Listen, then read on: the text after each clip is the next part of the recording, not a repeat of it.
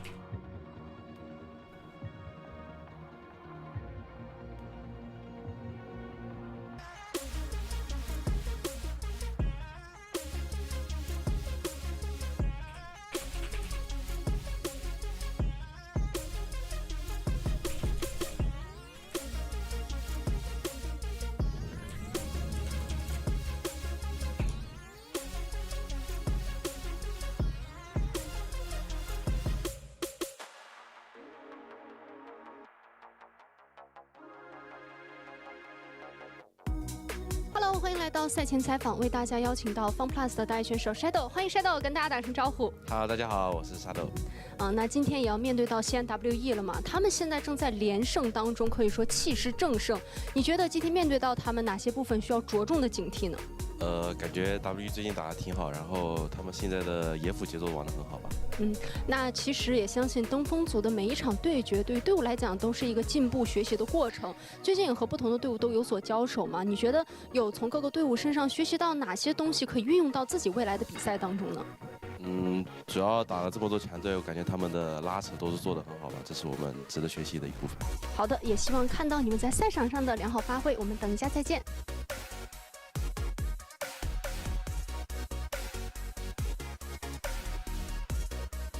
同时，我们也为大家邀请到了西安 WE 的打野选手 Monkey。Hello Monkey， 跟大家打声招呼。Hello， 大家好，我是 WE 的打野选手 Monkey。现在队伍也是4连胜了嘛，感觉你们的状态也是越来越好。你觉得现在队伍做得好的部分是什么？同时还有哪些部分有继续提升的空间呢？我觉得就是我们现在队伍就是整体比较团结吧，就是打起来很团队，然后主要是团打的也好，然后进步的话，我觉得就是我们个人方面的思路啊什么还可以就是再提升一下。你提到团队打得好，但是呢，在近期的比赛当中，你个人的发挥也非常的亮眼，很多时候都会成为队伍的一个节奏发动机，然后帮助队伍打开局面。那你觉得可能在今天这个 BO3上面，在打野的碰撞上，自己需要做好哪些，才能尽可能的去限制对面的节奏呢？我觉得就是野区吧，我主要就是多进野区，然后去抓对面打野位置，让队友现场玩得舒服，跟对面打野1v1的情况下会特别好。好的，我们也会期待你们在赛场上的发挥，我们等一下再见。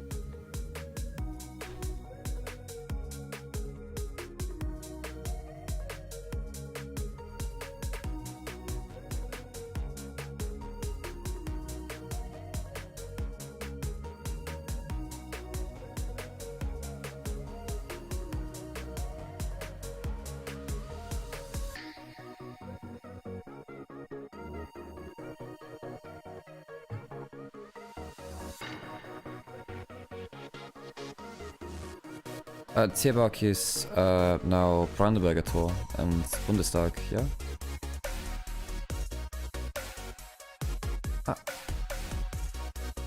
Tiergarten, ach so, Tiergarten ist now Brandenburger Tor und Bundestag. Ja, ja, ja. Ja, ja, Charlottenburg, ja.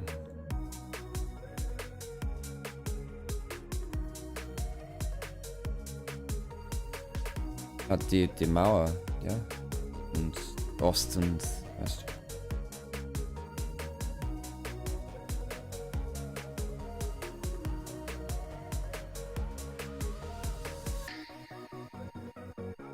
Ach so, ja.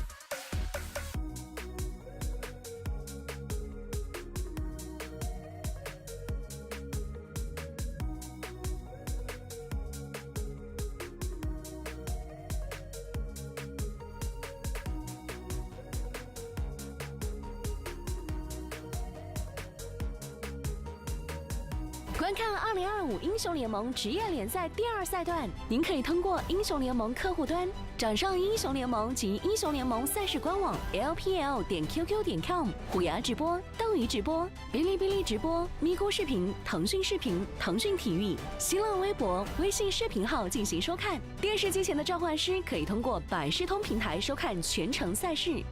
全新纯电 G 级越野车，越野图腾，御殿峡谷。李宁英雄联盟泳池派对2025新品现已上市，买33数码就上京东，国补叠加以旧换新5折起。我在场就是主场，莫兹利安为 LPL 奶硬口。全新 OPPO Find X8 系列夜景人像神器，夜拍超清晰，人像 MVP。TCL 全屋智慧家电，峡谷英雄敢为不凡。2025 LPL 官方指定家电产品，更受电竞用户喜欢的能量饮料，有能量当然占马。傲风电竞椅连续5年中国电竞椅销量第1，开一局吗？开就开，保护有度度，尽情开一局。感谢全场保护的杜蕾斯。英特尔酷睿 Ultra 200HX 冷酷高手 AI 助攻，6边形战士来袭。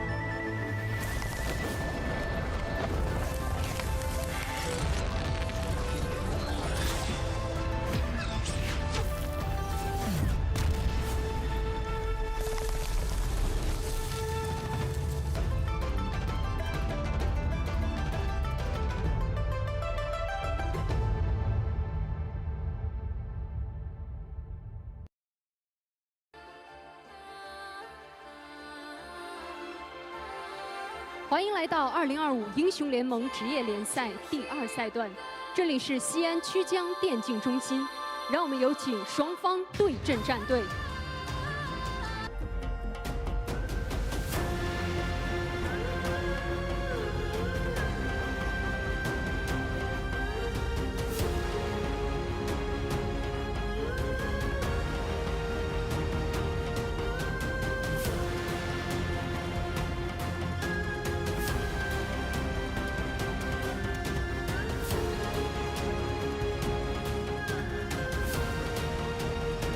首先欢迎 FPX Phoenix。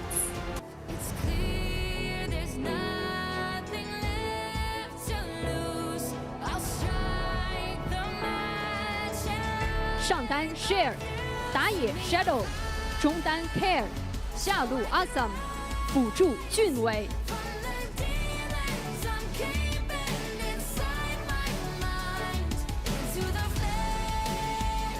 接下来欢迎西安 Team WE。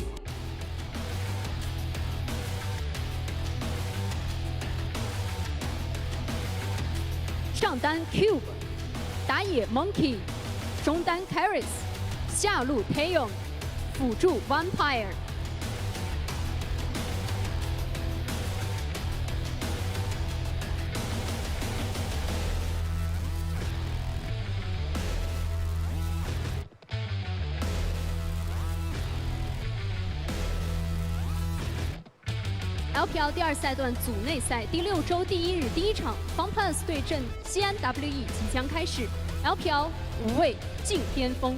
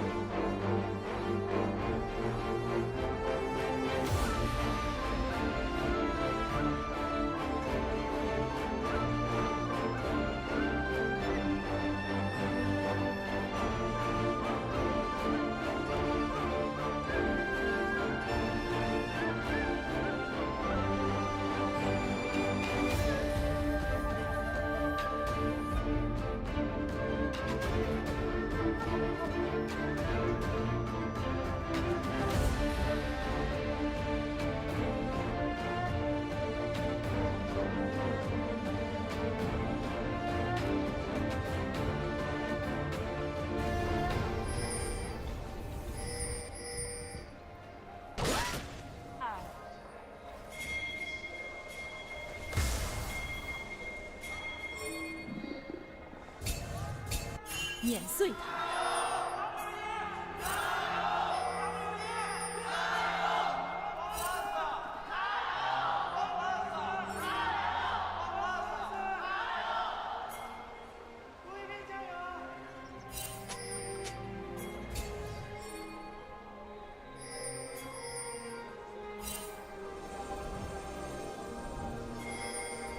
全军出击！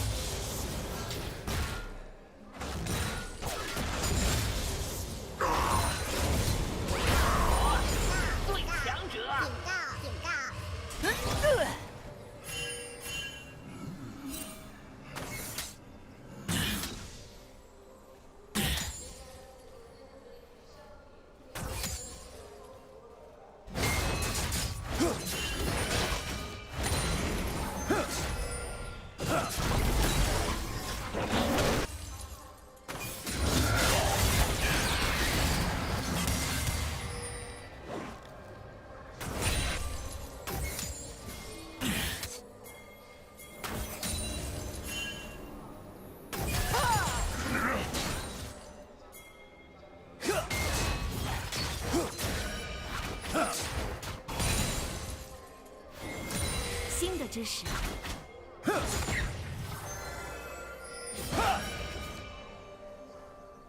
我到过虚空，又回来了。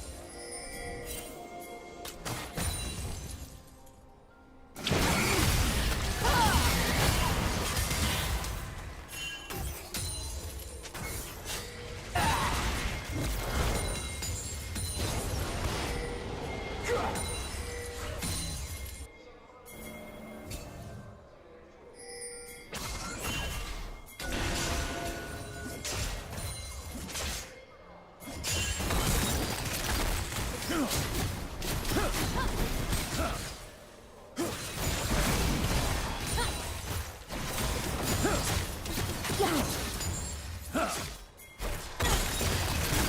然若水。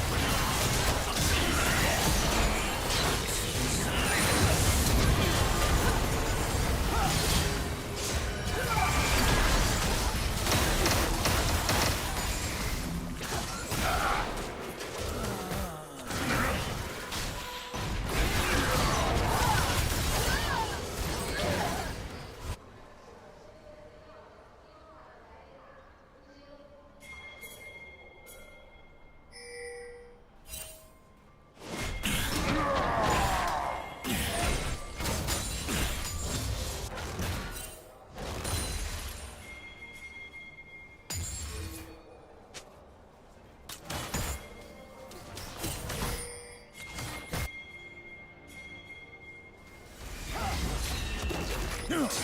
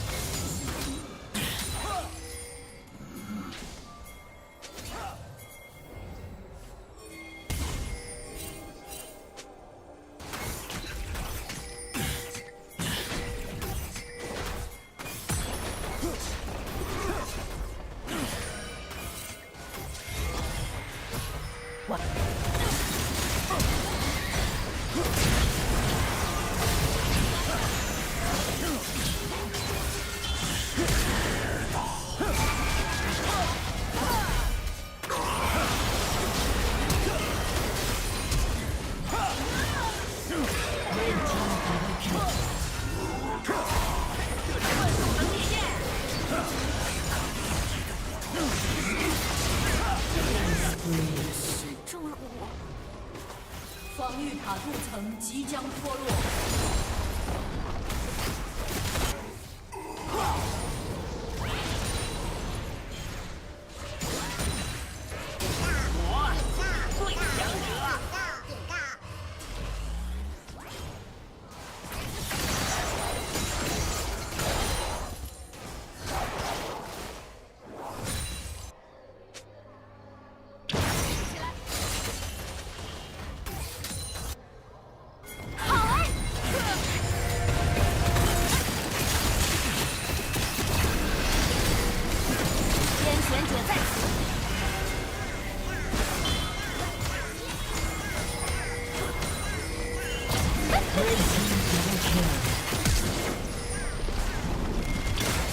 平地而起，更上吧！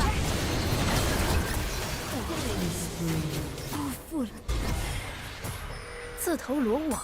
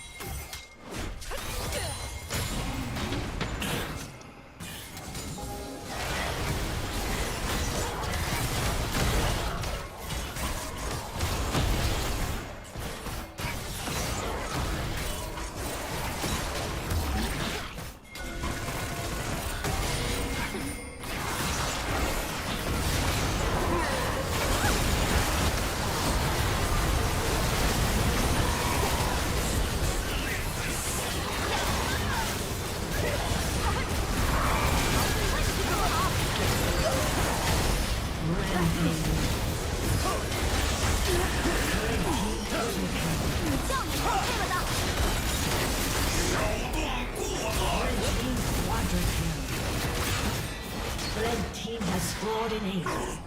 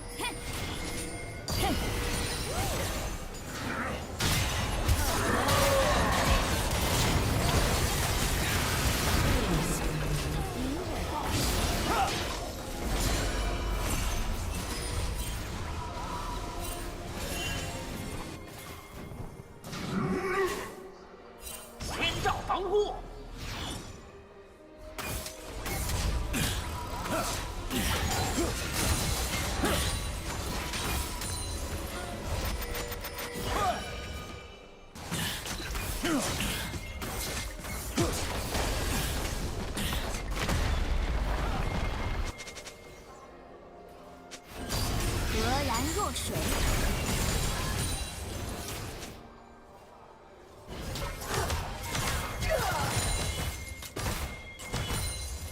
伐木之雷，我和脸来收我的。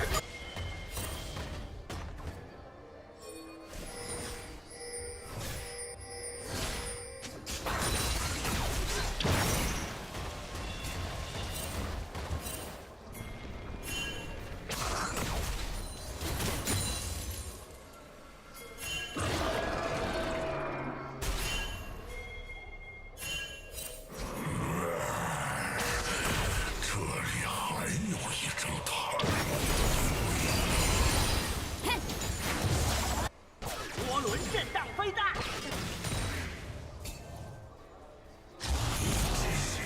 要杀出干嘛？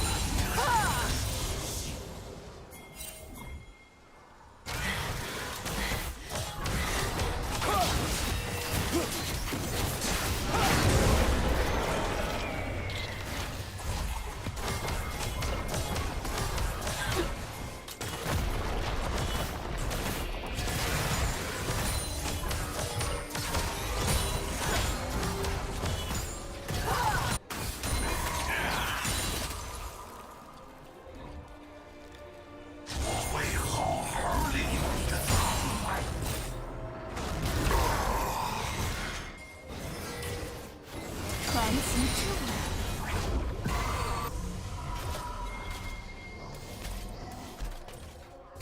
先作战。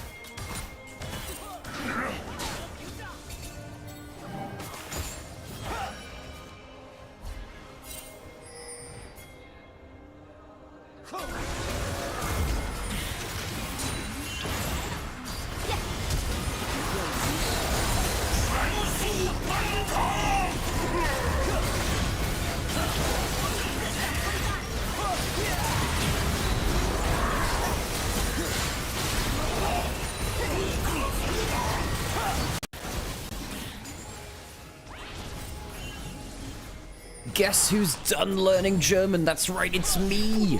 I'm back. Hello. Let's talk about some League of Legends. I saw that WE have had a very good early game. We're into 25 minutes though, and early game is over. FPX just took a very good fight. Let's see if they can take another one. WE going towards that Baron. They have themselves Soul Point as well. Assume off to the side. Not there for a contest. Jouet and Sheer were both dead. They'll trade for an outer turret instead. Actually, the double globals make things a little difficult. Soon caught out of position. Here comes Shadow. Monkey now left alone a little bit. Cad doesn't have flash and will not be able to make himself make his way out of that one. WE getting pretty much everything they came for, and they spot on the sweepers. Everyone in the brush. Monkey had a fantastic game so far on the Pantheon, besides the, you know, the one int he had a little bit earlier. 10, 3, and 8 on the Pantheon. WE been playing very, very well around the very reliable setup of Pantheon and the Nautilus. They throw some CC at you, it tends to fall apart. Gotta say, not been a big fan of how Care has been playing this game. He is someone who I think is a top 5 Ahri player in the world on individual Ahri mechanics, but right here, this game has been very poor from him. Karis has been massively outvaluing. And of course, W's bot lane been playing very well too. Taeun, a player who's been gaining my interest more and more. And of course, Vampire, the old enemy in the bot lane, having a good game. I will say it, he's having a good game. Let it not be said, I don't give credit where it's due. I will just also flame him when he ends as well, so you watch yourself, young man. Dragon up in a minute, and WE looking to capitalize on an already very good game with a soul for themselves, Ocean Soul.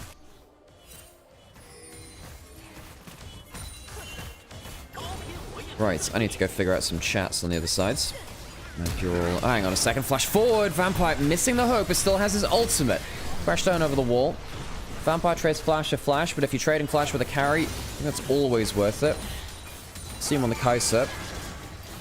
Real win condition here from FPX. Needs to find a way to somehow clean up. Sheer ults through the knockup from the Talir. Wanted to avoid that. Hook now lands onto the Rel. That's not really the best target, but it will be a kill. Over the wall is the Neferi, but can't really find a way in. And Assume didn't have the cleanse and doesn't have a way up. Shadow can't find his way into the backline well enough. And WE just gonna hit them with the wallets, really. I think in another world, that could have worked out poorly for them. The FPX, they do not have the damage to punish. Dodges out in some damage. Cheap will take aggro, but it won't matter too much. Karis so far behind the curve. 3,000 gold behind Karis. He's had a storming game on the Talir. Marching towards the Nexus, WE. I'll probably make short work of this one. Monkey jumps forward for that shield vault stun. Monkey now potentially too far forwards. Vampire sadly going to hook onto a minion. Nexus will go down, and WE will claim the first game of the series.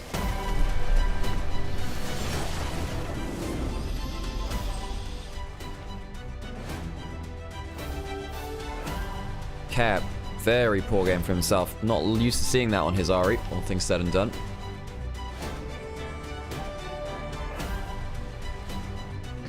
I need to do a thing where I switch over to the scene and show you my camera now. Hello, I am here. Trust me. Just hadn't activated that just yet. Hello, I was learning German in the background. I used to do that for my visa. Wie geht's dir? Or wie geht's? What's plural for that? One of them. Saving content in this game. Insane, by the way. Like, it's okay saying that you're a caster and blah, blah, blah. Please don't get too pushy with it, because I feel like it's verging on that, saying, let me commentate the game, let me commentate the game. One, I'd have to set up a lot of audio stuff while I'm also on this computer as well. But also, you know, just be chill about it. Be chill about it. As for everyone else in chat as well, hope you're having a good day. But yeah, we will figure stuff out as we go along. I need to close that window. And I need to figure out where all the other chats are. We'll get ready for game 2. And then, of course, our second series of the day, BLG versus TT. FPX going from strength to strength. They've looked much better at choosing early fights. Their early game's been very good. Hey, Angie, how's it going? I talked about our visit to Heidelberg Schloss, the castle. Oh, in terms of the host, I thought you were talking about me, Burfon, and I'm like, yeah, no. I should probably make it explain. Should I? I feel like it's not that important, but I feel like I should probably put it. I mean, people in my Discord already know, right? It's just that I'm not that particularly like. I'm not that open about my identity stuff. Gender is not important to me. You know, I'm part of the alphabet meta.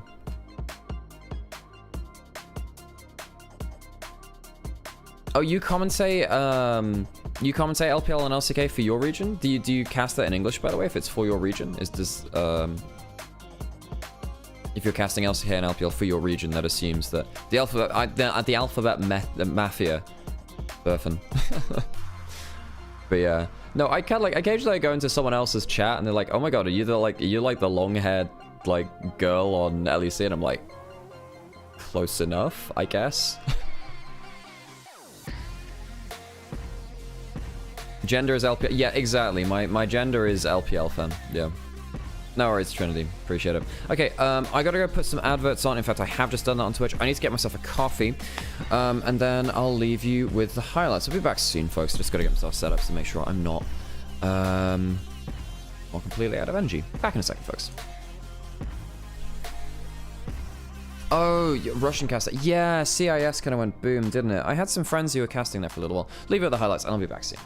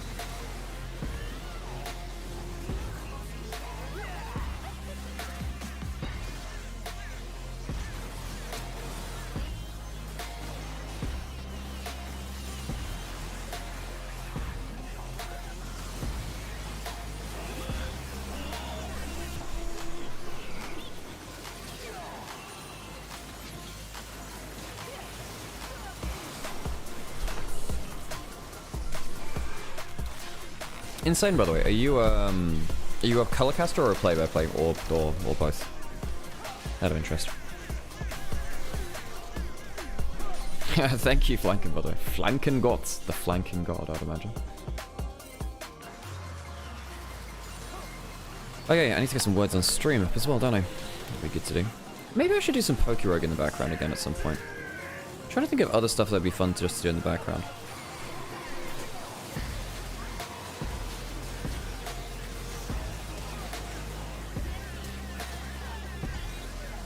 I need to find something to do in the breaks. I mean, most of the time I'm resting my voice anyway, but it's just something that's interesting to do in the side room.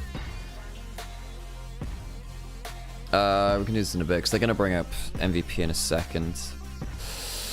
And then I can, when they bring up MVP, I can, just after do that, I can go get my coffee, put words on stream on, and we can figure it out from there. FPX, I think it's quite clear. I mean, what was their last game before this? Were they against BLG? Should play Pokemon on the breaks? Maybe I will, Ali. Maybe I will. I do play a little bit of Pokerogue, but I haven't done that for months. I want to pick up some actual Nuzlocke stuff. Yeah, FPX lost to BLG. They took a game off of them, though. And they beat BLG just before that, and here's their MVP. Monkey MVP. He looked really good from what I saw at the corner of my eye. I do actually think there's a shout for Karis. I think Karis is a shout out. I think there's a shout for Vampire as well. I think he played very well. I like the music. I like it. LEC predictions for later. Who's playing? There's a Fnatic game, right?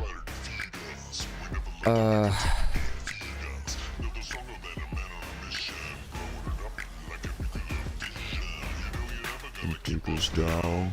Gotta type mathematical sound. Heretics Fnatic. That should actually be pretty fun. But Fnatic are on good form.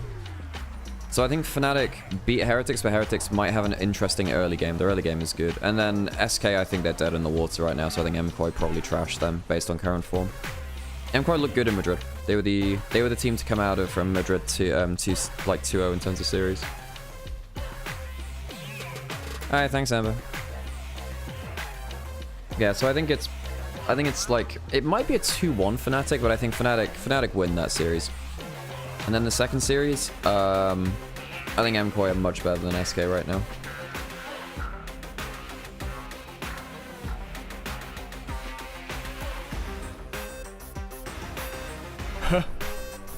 Humanoid knew what Lichbane was. Yeah.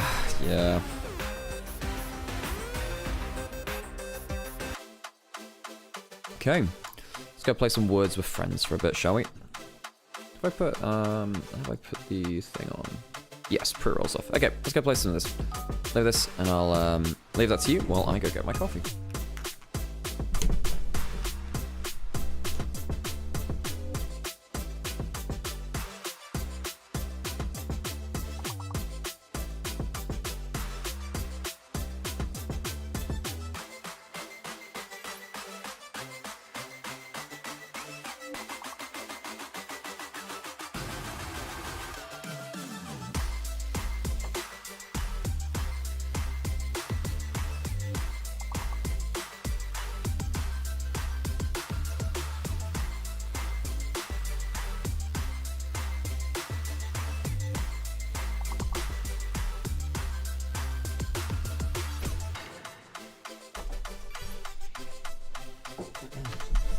I just realized that my door was open, like my front door. There's Mir. Give you that one for free. Got us, so we go.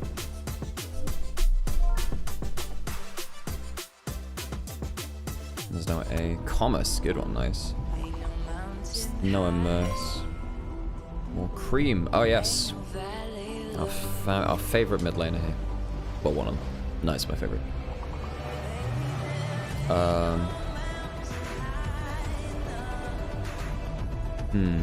Come for. No, that's not one. Creole name. Wait, do you speak Creole, Mecca? I know there's different kinds of Creole. Because there's like Mauritian Creole, there's Haitian Creole. Tends to be like a big mixing pot language, right?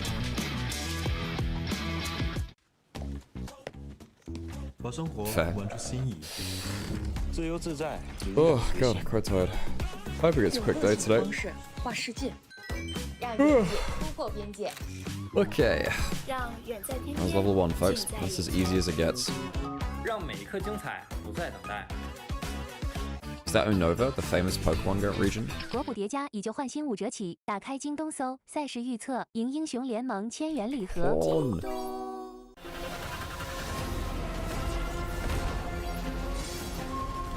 Nice. Oh, there's not a second E, otherwise Encore would have been great.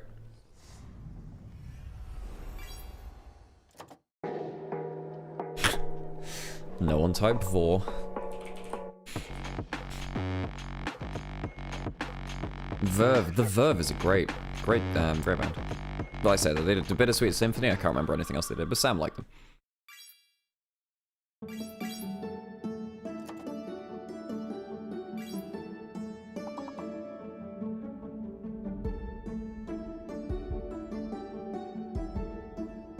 cover's good. Nice. Is there recon? Nice.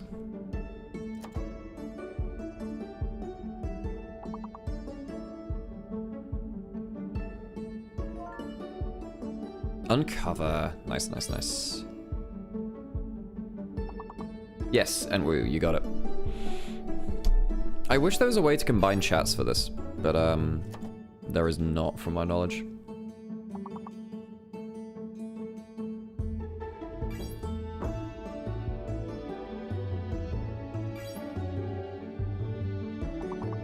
It's a hell of a lot of words. That's a lot of words. Too bad I'm not reading them. Probably Mecha. Yeah, I need to find a way to combine chats for, like, have combined chat games.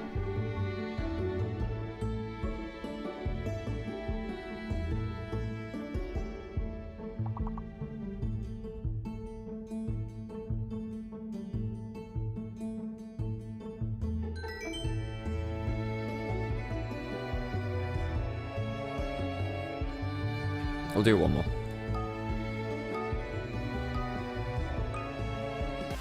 Yeah, it is, sadly, but hey, it's just something to do during the breaks, right? I haven't found a good way to interact with like all chats at once. Crab. I haven't found a good way to interact with every single chat at the same time, which would be really cool to do. That's a goal of mine. I'd like to kind of get you all interacting with in different ways, you know? Scarab. Nice. Scab's a good one. Got bars already. That should be a word, right? Huh. I guess it's not. Maybe that's a... Maybe... Huh. I mean, Arab is a word. Surprised it's not on there. Perhaps they think it's insensitive or something. It shouldn't be. It's just descriptive, right? In the same way that Asian or Caucasian is or something like that. Hmm.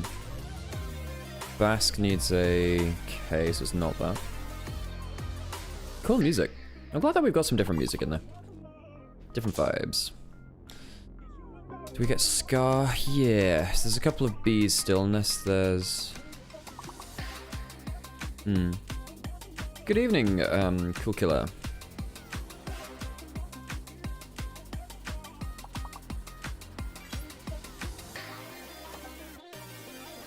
Arcs, that's cool.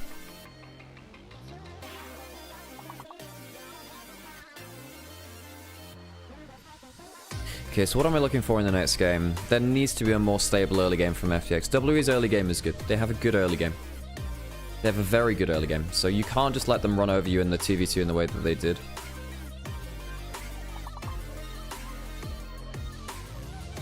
Bark. We could see... Bombs, that bomb. Nope, no second B. Hannibal Barker. Would have been great. Cool. Alright, well, we'll get back to that next break. And we'll get into this series again.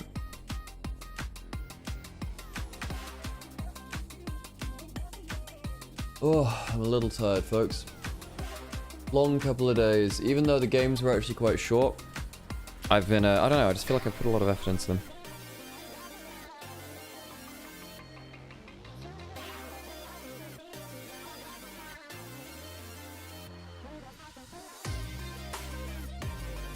Okay, let's get into stage.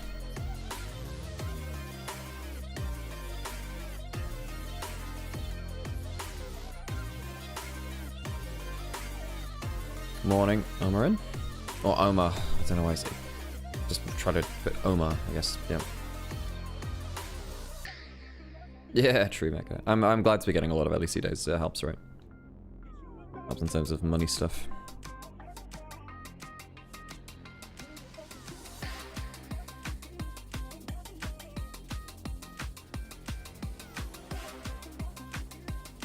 Should get myself some food as well, I just don't know what we got in. Oh, I got some Oreos. I can get some Oreos. Hell yeah, I'm gonna go do that just for hand. Do I need any more ads? Maybe I should put them on for 1 minute now. Thank you, Kim. Yeah, I really feel bad about half-assing games, and I feel like I sometimes do that for LPL, but the thing is that I watch so much LPL. Look, folks, I've cast over 1,000 LPL games. I know this region like the back of my hand. I'm not the first to say Homer, it's just I'm tired and brains work like that. Okay, I'll get some Oreos maybe after draft is done, because draft is going to be starting now. Ain't that fun? Yeah, LPL is a region in which I know like the back of my hand at this point. Very lucky to have a lot of games cast here. First ban, Skarner. Banned away. I'm surprised that Skarner is still this... Skarner doesn't feel that good anymore. Skarner feels very good with Rumble. Not necessarily on its own. The Rise is gone. Some of those semi-globals. Nico for that. Lane dominance. Callista feels like it's dropped a lot of prior on this patch. Azir without the Talir gains value, and Kara is a strong player at that. Karis will now have to look for something else. Tyon's Ezreal has been very strong here in the LPL, despite his, yeah. Skarner's a target ban against Monkey. It is. He is very good at the champion. He is a very good player at the champion.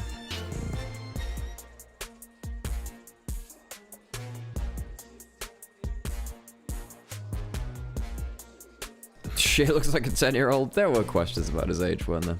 Never actually sure what concluded from that. Ezreal locked in. Do they save support counterpick?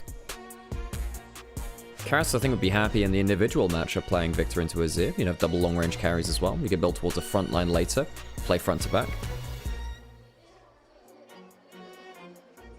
You wouldn't be playing as heavy engaged as the last game.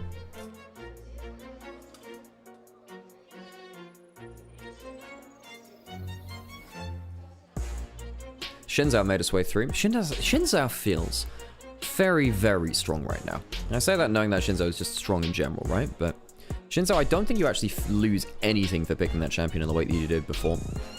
Leona comes in. I guess that's a takeaway from Misfortune.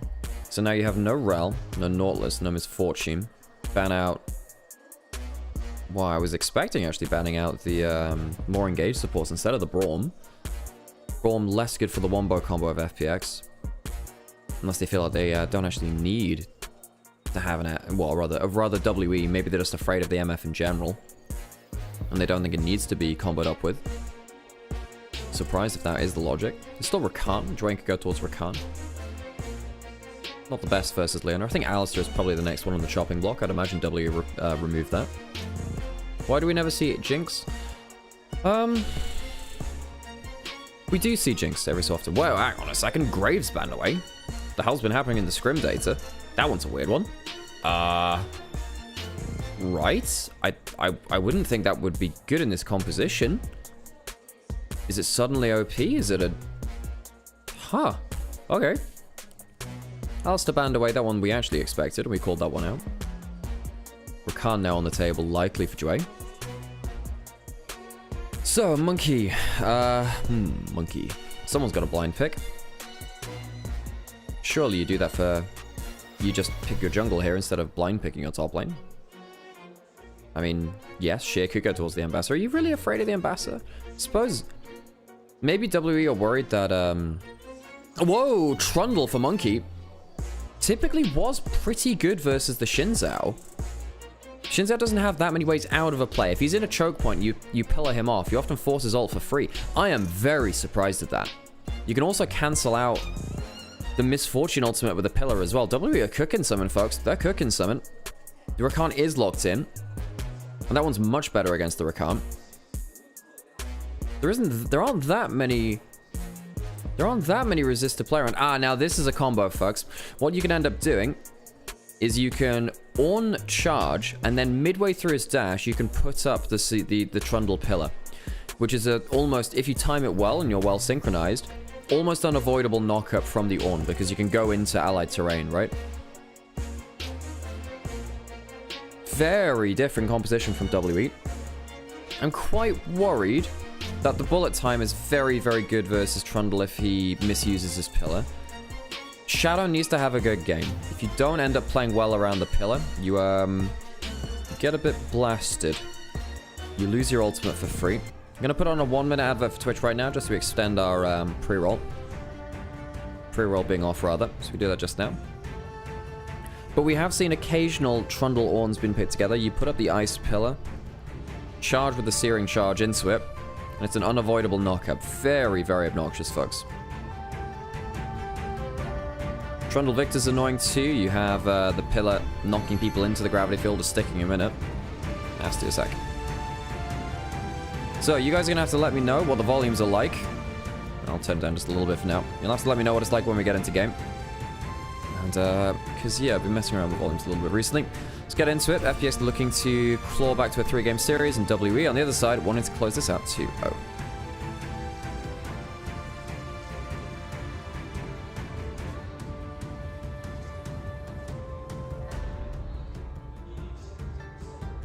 I really like WE's comp, folks. I like it in a lot of different ways. I think that this is hard to play for FPX. I don't think it's a win completely through draft, but hey, there's a lot of good stuff to play around. Let's get into that rift. Let's see where those gyros are at.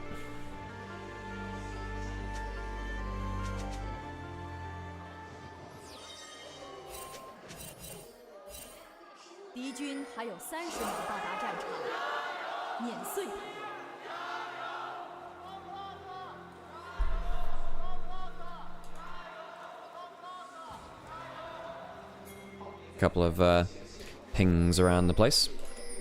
So you just let me know what audio's like over in chat.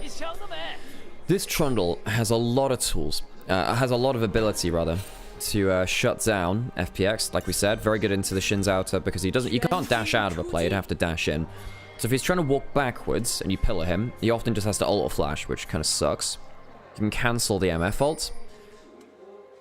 You can kind of displace Azir as he sets up to try and get value in.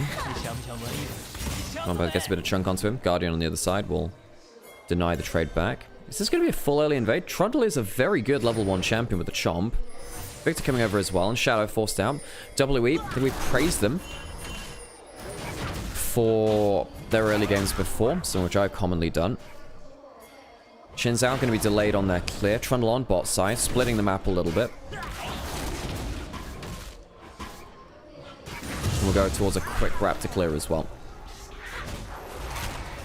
First one says 2024, so last year, NIP versus WE. It was Hung that played it, predecessor of Monkey, on this roster.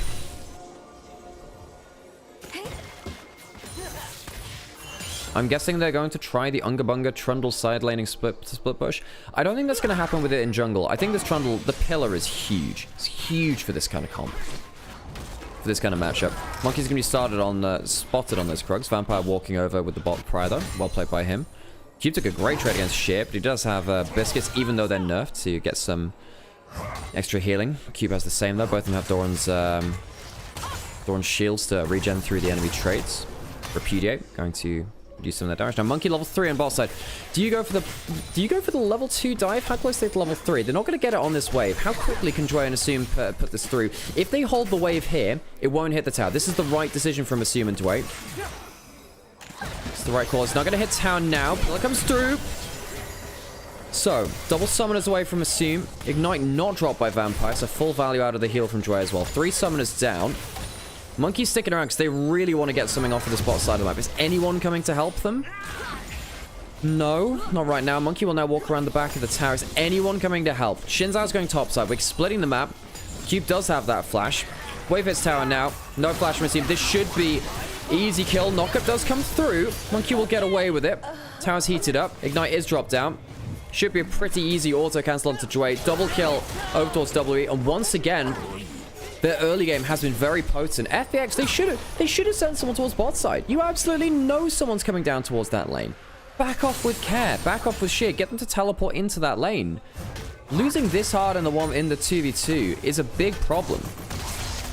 FPX not responding well to that pressure. We'll say that. I think Monkey, Taeyan, and Vampire played it out well on that bot side to realize the redive attempt was there after the initial holding the wave outside of turret was effective.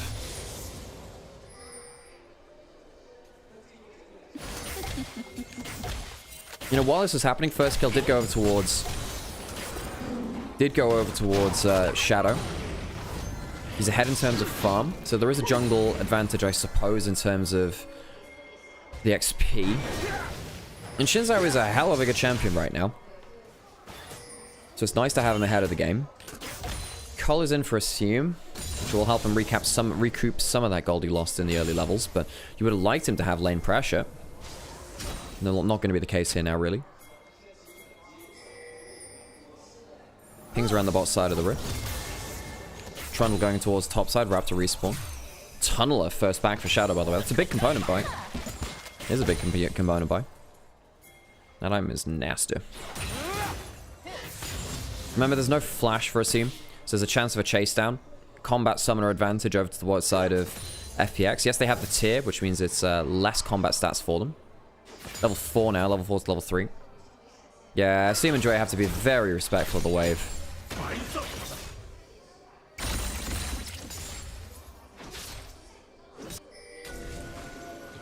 Triforce Trundle? Yep, that is your common first item. Sometimes saw the Sundered Sky first item, but Triforce has forever been a Trundle classic with a chomp.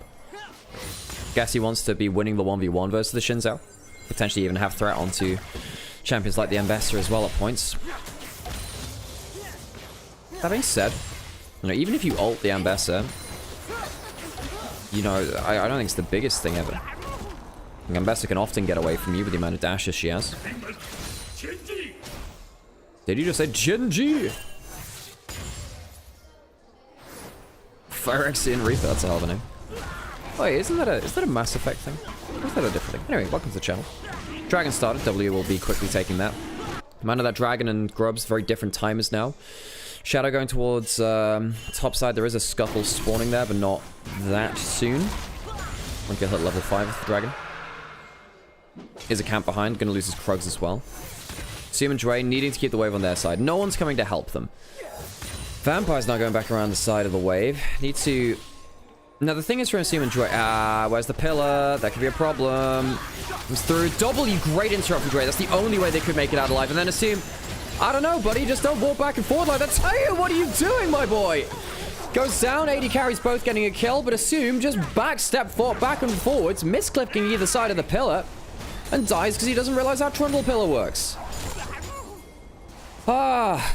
You can't stand that close to the wall. It was a great interrupt from Dre. That W is the only thing which could have saved him.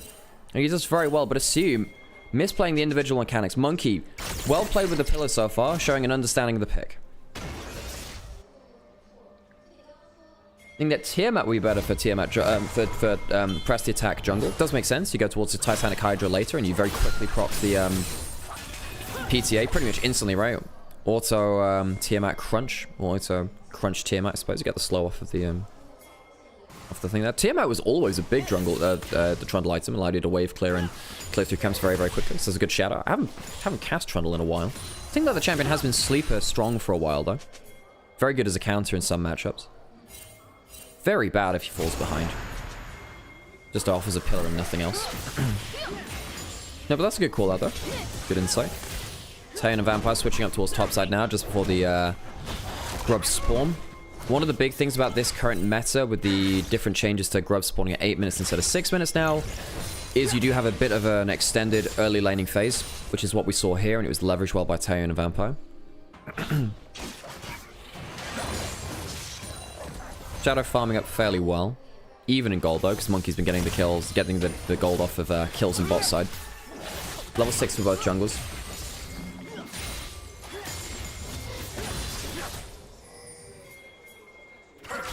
Not familiar with Trundle. What does he do? Now, Trundle was one of the most popular champions in the game in seasons 6, 7, and around that kind of era. Maybe a little bit beyond and before that too. He shreds tanks with his ultimate. He's very good at picking people off randomly.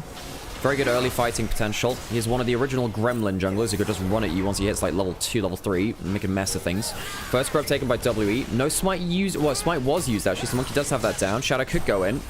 Ambassador coming up, on teleporting in now. He's going to have a good position. Sulfur's not that great. Vampire caught out in the front line, but still alive. That's a very good combo with a bullet time. It's an even better one with a shuffle. Where is the Orn? The Call of the Forge God has missed their appointment, and they're a little bit late to the party. Karis goes down, and WE's early game is not nearly as good as it was before. Sheer flashes for the ultimate, and Vampire staked through the heart. It is a 5-kill fight for FPX, as they'll be able to claim the last grub as well.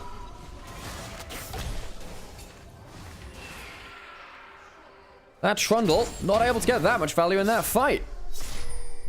You know, it's one of the problems playing as a red side immobile team composition, right? You look at Trundle, no way to cross walls. Victor, no way to cross walls. And of course the Leona as well, unless you hit an enemy target, no way to cross walls as well.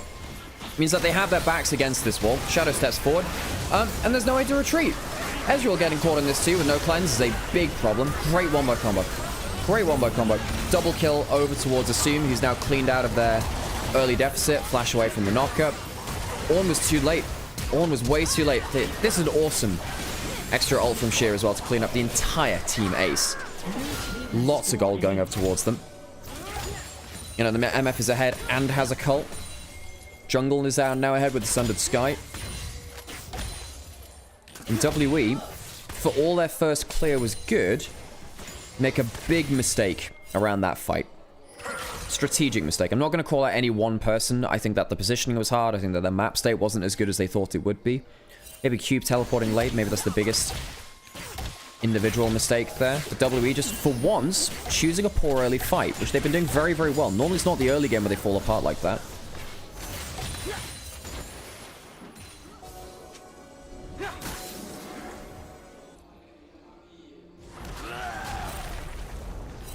Monkey going through top side. About even in terms of XP with Shadow now.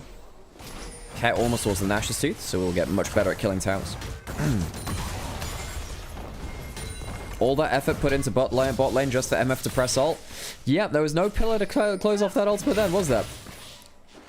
At this point in the game, it's a long cooldown. Has himself the Triforce spike now. So Trundle is actually very strong right now, by the way. Trundle with Triforce is one of the strongest item spikes I can think of in the game. You can often go towards something like a Ravenous Hydra in top lane, but doesn't tend to from jungle.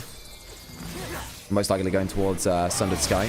Ooh, Vampire does have flash. Is he going to be able to force to use it? Taeyoon coming through. Teleport now coming in from the Victor. Is Sheer going to come down as well? Yes, he is. Vampire, not the primary target. A lot of damage onto them. Azir dies on the side of this. Care had flash. Somehow got caught into it. Big bullet time off of the public execution. Joy will go out. What's that? A 2 for 2. Jungle mid for jungle for mid support. Okay, I don't know how he ended up dying with flash up and available and also having his ult. Would have to have a closer look at that one. Dragon now likely going over to the side of WE. Assume good damage onto him. Onto Taeyoon, rather. He has the sustain. And Monkey will get that second dragon for WE, so that's a much better fight for them.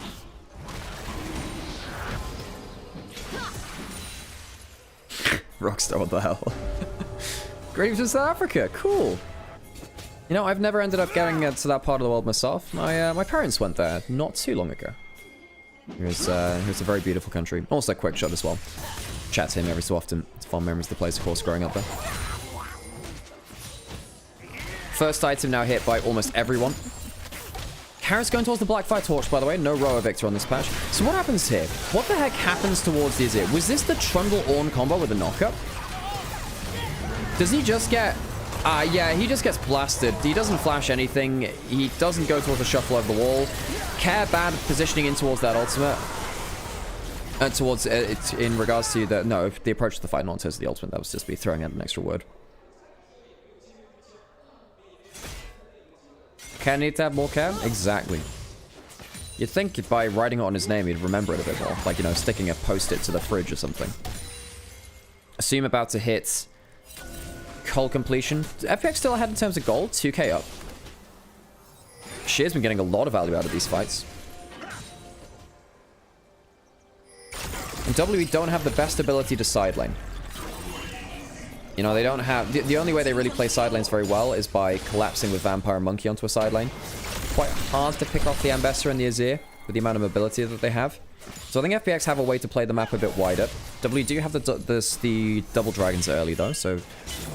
In terms of objectives, happy.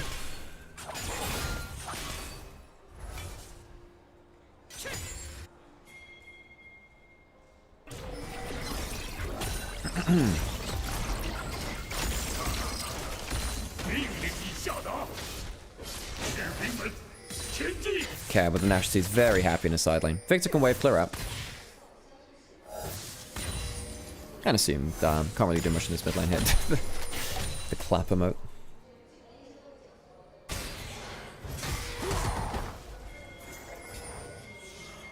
Ping's on top side. Sheer is on the strong side of the map. Azir's gone back, got Merc Treads. That's very helpful in this kind of game, by the way. Very helpful. Means it is hard to full combo through with Leona and Ornn. Also, a lot of Ornn's damage is magic damage. So if he does manage to hit you with an ult, it will help you a little bit.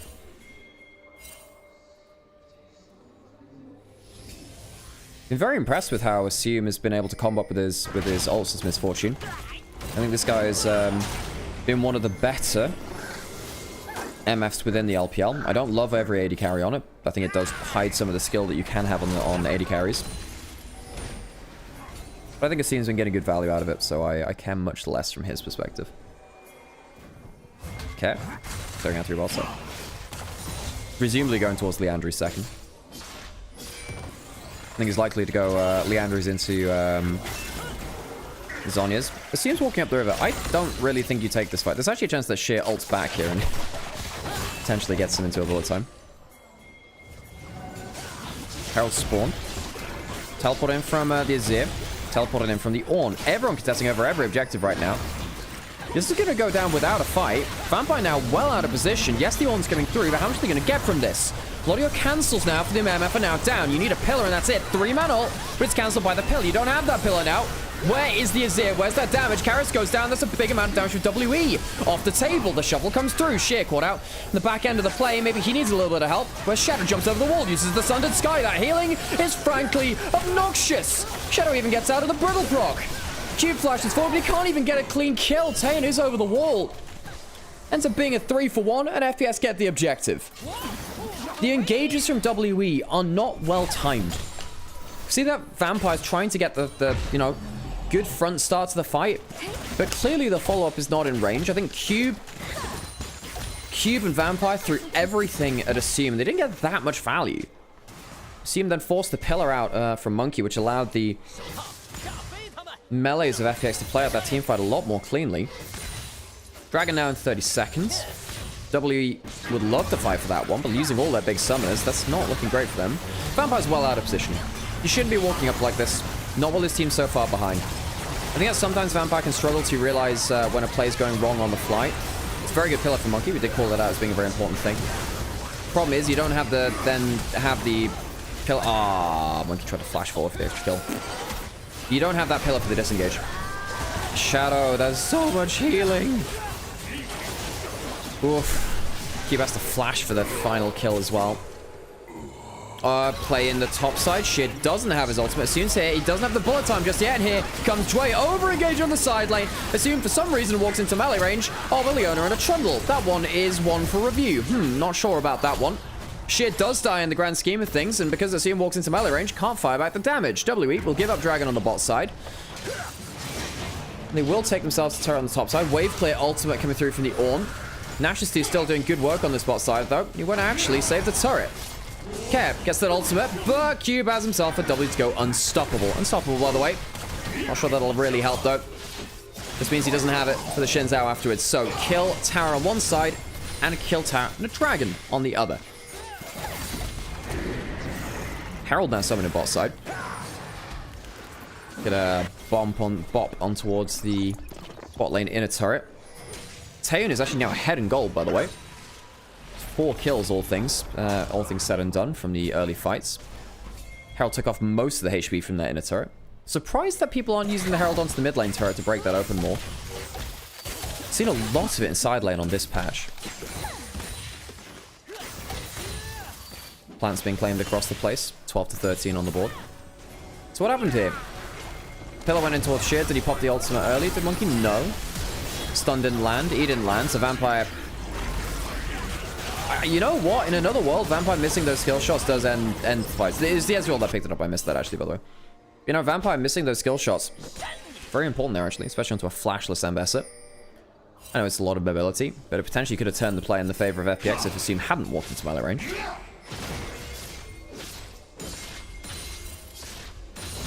Yeah, when I start casting Vampire, he does actually somehow start playing worse.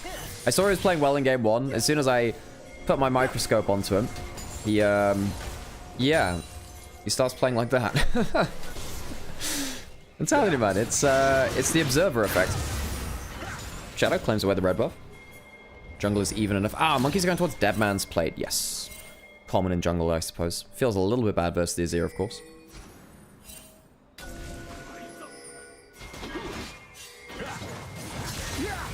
Shadow going towards Cube. Doesn't have the flash. Needs to use the W onto the auto attack.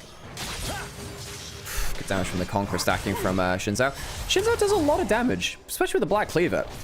Kaz now been given both outer turrets on the sidelines. Over 1,000 gold lead for himself. W have the tools to deal with an Azir. Yeah, got great great backline access with the Leona combo on as well. Goreng, thanks for the follow, by the way. Now, I know of nasi goreng. It's very good food stuff. But I actually don't know what goreng means, if it has a particular meaning as part of that. No, Vampire is decent. Vampire is not the worst support in the LPL. I think Niket probably is, sadly, for me. So I really liked him on debut. The Vampire is definitely not the worst support in the LPL, which I think he was last year. By quite a margin, actually. Yeah, I'm a bit of a caster myself. Lord Dominates regards in for Assume. Oof, that is a powerful MF, even though they are behind in gold. Trundle is going to get obliterated, as is the Leona. The Ornn, maybe not. Ornn is just Ornn, you know? But Assume has got better frontline damage than she has any right to be. 2 minutes until the next dragon. Goreng just means fried. Ah, good to know. Good to know. Nasi goreng. Oh, this is fried rice. But okay, cool. In Malay, right. Cool. Good to know. Thanks. In fact, someone in every single chat gave me a tip on that one. Thanks. For those of you that don't know, I stream on Twitch, YouTube, and also restream on YouTube towards Onivia's highlight channel as well. So you can all enjoy some LPL action. Atakan is up. It is the Thornbound variety. Trundle clearing through top side. Has that second item. Shadow ahead in gold. Has that Black Cleaver. Black Cleaver alongside the Lord Dominus Regard for Assume. If Shadow hits a frontline target, gets the Black Cleaver stacked, and then Assume manages to get a decent ult onto them, they explode. I suppose it's not too different from, say, putting a Trundle ult on someone. Trundle, will you ult on target, remove something like 40% of their armor. And starts dragging some max HP down as well. Vampire, dragged out of position somewhat. Dwayne gets hit there quite hard. Dragon in 40 seconds. Sheer, a little bit caught out on bot side. Vampire roaming down is seen. Are we going to teleport into anything here? Care might need to, by the way. Has some... Oh, flashes out a potential Zenith Blade. It's a little bit of damage on the Vampire. Atakan spawning now. 20 seconds till the Dragon. The spot is going down. I mean, W, I don't think you want to do this. I only think you want to fight for Dragon, if anything else. Don't get shredded by the Atakan. The Atakan's not that valuable nowadays. Trabe on a flank. Has flash. Has ult. That's a solar flare. Don't know about that one. And suddenly everyone goes into the backline. The gravity field's okay. There's no cancels left for the MF. And WE, I'm left astounded. Good damage coming through from the Ezreal, though. Maybe that'll change things. 3-man Ezreal, even though Karras is dead, makes things a little bit of a question. Taeun, great damage, all things said and done. Monkey managed to get some value too. W peel off of the Atakan. And they're really bailed out by their AD carry. Strange fight to take, though. Very surprised at that. Assume. Pushes in towards the mid lane. WE lose position on the Dragon. Why do they fight for the Atakan? Lost themselves to HP by being shredded by it. Bad positioning in terms of their flank vision. They didn't control where the Rakan was going to fly at them. WE should have been punished harder for that. Lucky to not get away with... Well, lucky to get away with only just losing the one, actually. Karras, after having a very good game 1, now at 0-4, been punished very hard by FPX. Ultimate's down on... Well, I say it's down on both sides. Karras didn't even get to use his Chaos Storm the last time. Shadow using that Audacious Charge to get out of the play. Taeun has his ultimate backup as well, because Ezreal always has his ultimate up for reasons beyond me. Assume does have Flash and Cleanse. Vampire spotted over the wall. Now we fight over towards the mid-wave. As God intended. Assume building towards a... what seems to be Infinity. I just don't want to delay that longer. I know that is Essence Reaver very important, but we're getting towards the point where you get Team Blue buff, which means that's less valuable. Karras gets himself defeats with Strength Boots. They're cheaper this patch, by the way. Bullet time not up just yet. Assume trying to get some damage through from the Bloodthirst hard trading. Dragon started. Sheer over the wall. Ultimate's coming back up again. No bullet time just yet. I wonder whether FPX have pulled the trigger a little too early on this one. Here comes Sheer. Spotted out. Taeyeon can get some damage down. Care gets some auto attacks into Taeyeon. Forces the E out. Are we really flipping this? I don't know. I think the front to back is pretty good for WE. The call the Forge comes through and it's taken by Monkey. And they might lose the fight afterwards. Sheer gets into things. And here comes Joy. Magnificent quickness into the backline, but they don't kill off the Ezreal entirely. Now the Empeza's gone down. Triple knockup from Cube. FPX fall for the Dragon way too early. They flip it and they lose. Fights come through. They're assumed taking out a load of damage. Skill 3 himself. Next Raw attack. We come through. He's got 4. Penta on the table for Assume. Flash forward from Taeyeon. Not what he wanted. And it could be the pentakill for Assume. Misfortune takes their names. Pentakill for Assume. Bailing out FPX from what I thought was an absolutely torrid team fight for them. WE thought they had it given someone a silver platter. Took the Dragon. But they couldn't take down the Misfortune. All of their CC went onto different targets and Assume gets a free fight.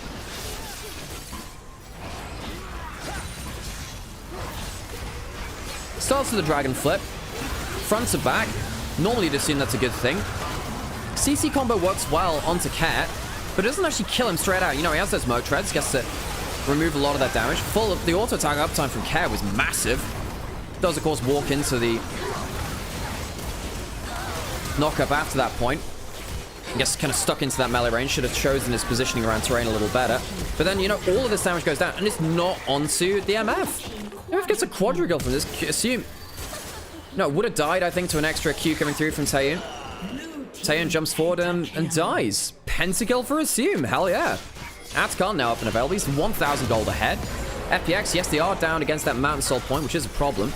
Monkey has very good damage to towers, by the way. They'll go down very, very quickly. 8,000 damage team fight.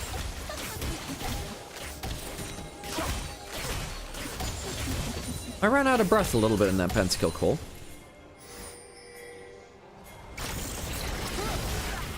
Baroness started up by WE. Trying to force the issue. Kev needs to recall and teleport back in. Teleport? Is that spotted out from shit? I don't know if it is. Well, it will be now. It's going down to low HP. Cube on the flank. Oh, missed from Sheer. Here comes the kill call. The Forge God is a pretty good one. Shadow trying to tank up at the front line. Baron taken by WE. Karras gets a kill and the Chaos Storm starts to reset. Shadow out of position. Assume dies. Care not there in time. And FPX didn't do their homework. WE walk away with the objective. 4,000 damage team fight from Taeyeon. There'll be a bit of a push in towards the bot side. They didn't spot out that teleport in Fog of War. If you teleport into a control ward, you can see it. FPX just didn't see it coming through. They didn't spot that. On, I think that was the big killer for them. Didn't set up around the Baron. Very good objective call from WE. WE, they've been good largely at calling objectives. I say that, the Atacama was not good earlier. FPX, for all their gold leads, couldn't get in position that time, and finally Assume actually did get into a good spot. What's Assume going towards now? Is he going towards an Edge of Night? Or is he going towards a Collector? I wouldn't suggest the Collector, not in this kind of game with so many tanks. I would prefer him actually going towards an Edge of Night, you know, if anything. Or the Essence Reaver. And you just don't spot the teleport coming through. Comes in way too late. So what happens here? Dway gets CC'd up in the front line, doesn't really get onto the back line. Assume gets absolutely blasted by Vampire and Cube. He, of course, Cube and Assume used to be on the same team back on Rare Ransom for a while. Back in 23, I remember. Old teammates. Minute and 20 until Soul for WE now, if they were to take that. Decent Baron damage coming through. Great damage onto Dway. Jesus Christ, buddy. Skill shot accuracy from Taeyeon is absolutely insane, as Dway should probably sidestep one or two of those. Care pushing out top side. Doesn't have the teleport anymore.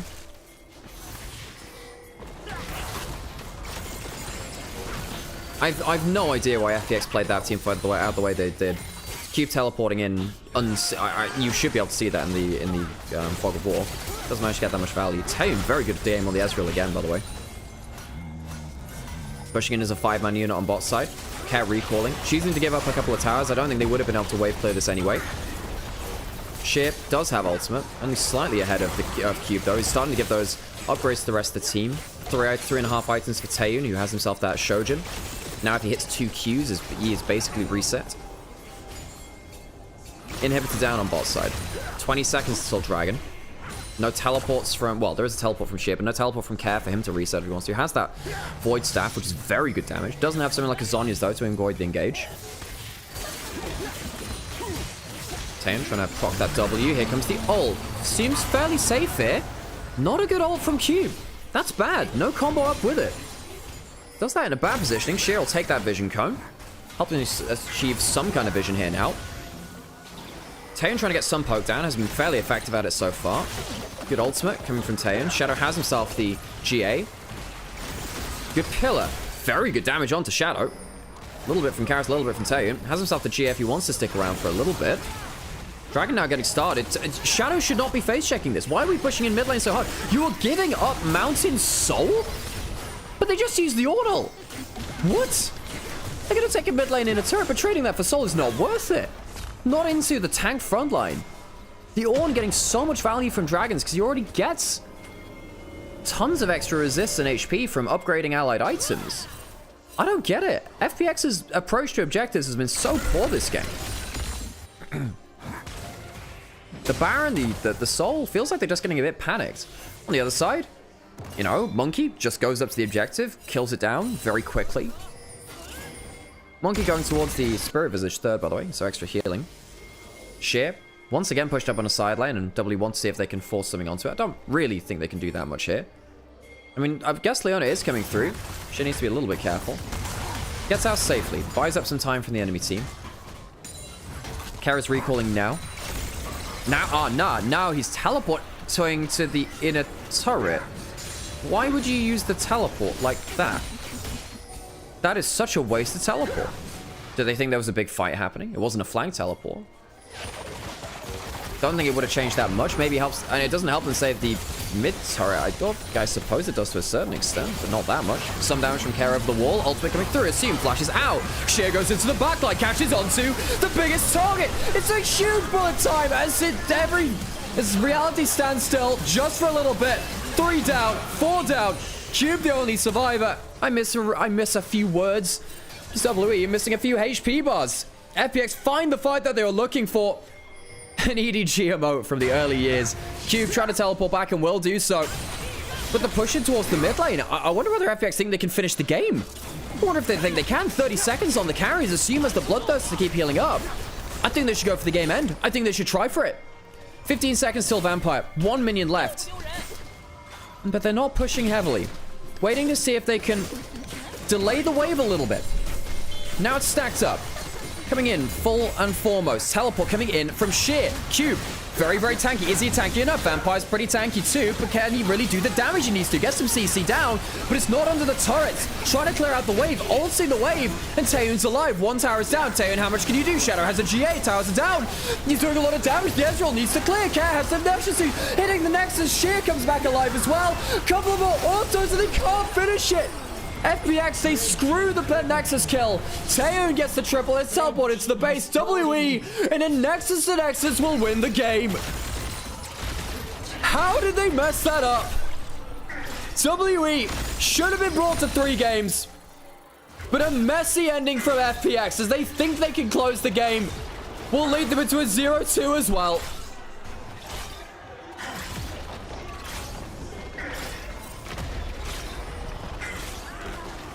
Karis sent to 7 deaths, does not give a damn at this point. WE, not sure they deserve the 2-0, but they'll get it. As FPX throw their bodies at the Nexus, fail, and lose the series.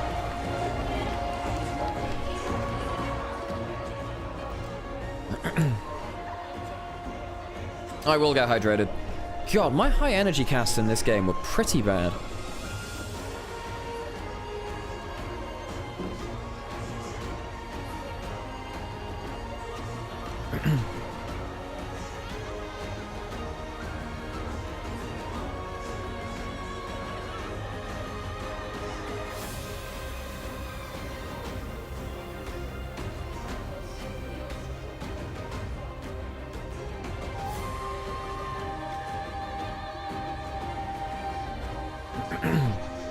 Well, that'll be our first series of the day, folks. I'm not exactly sure why that ended the way that it did.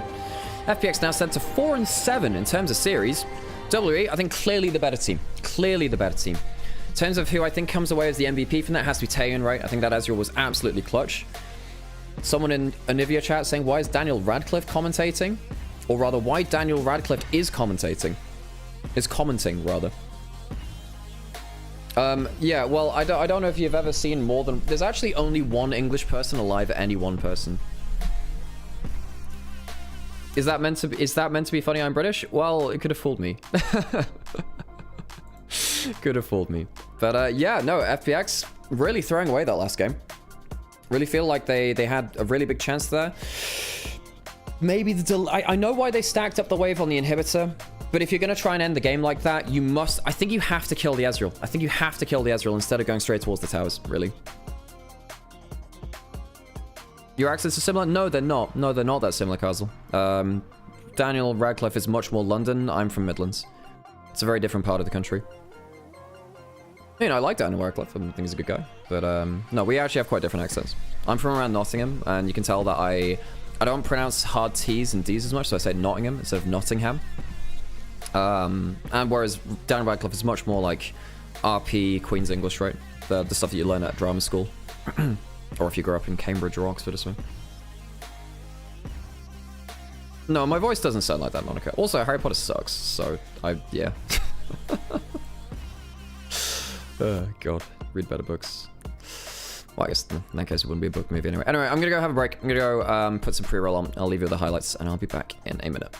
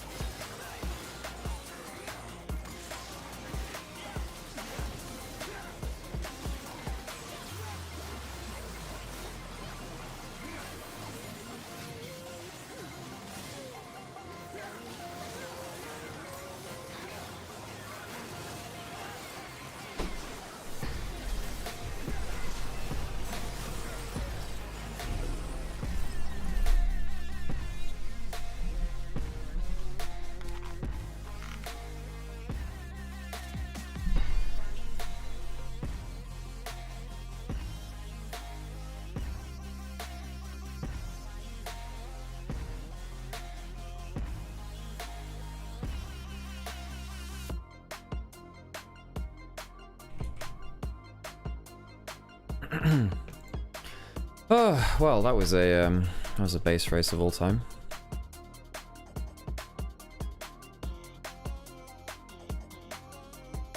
Okay, we'll get the MVP up and then we'll do a word game. Why was your car in a brass? Yep, I mean cats are cars. We know this. Your cat was sat in a bread basket. Well, maybe it wanted bread.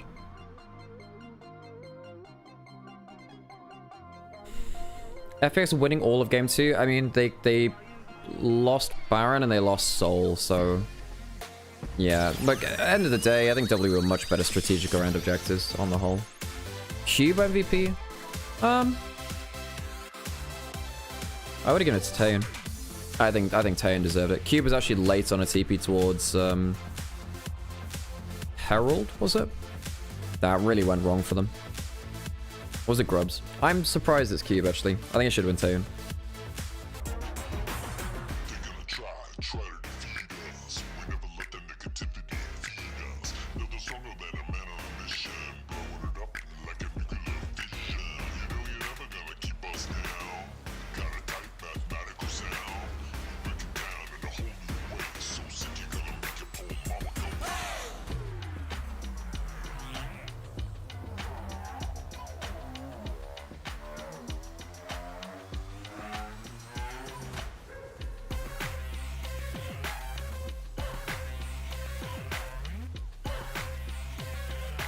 Oh, there's your MVP.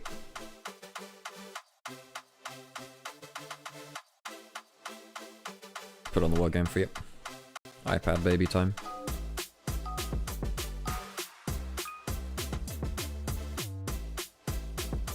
I think it should have been Taeyeon.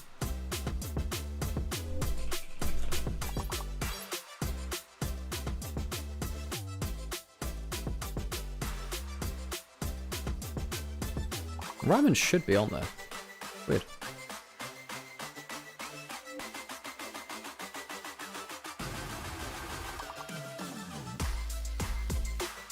What's this one?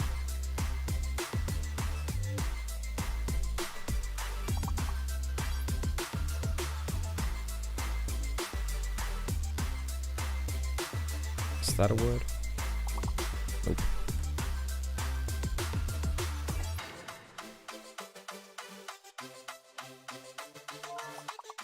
Manure, nice.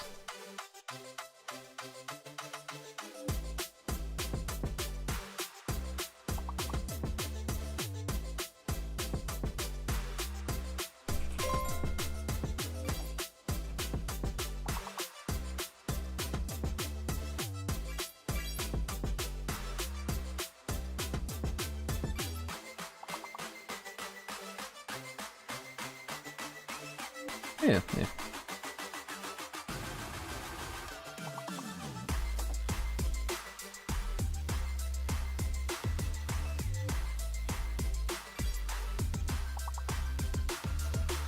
Is LCK on today?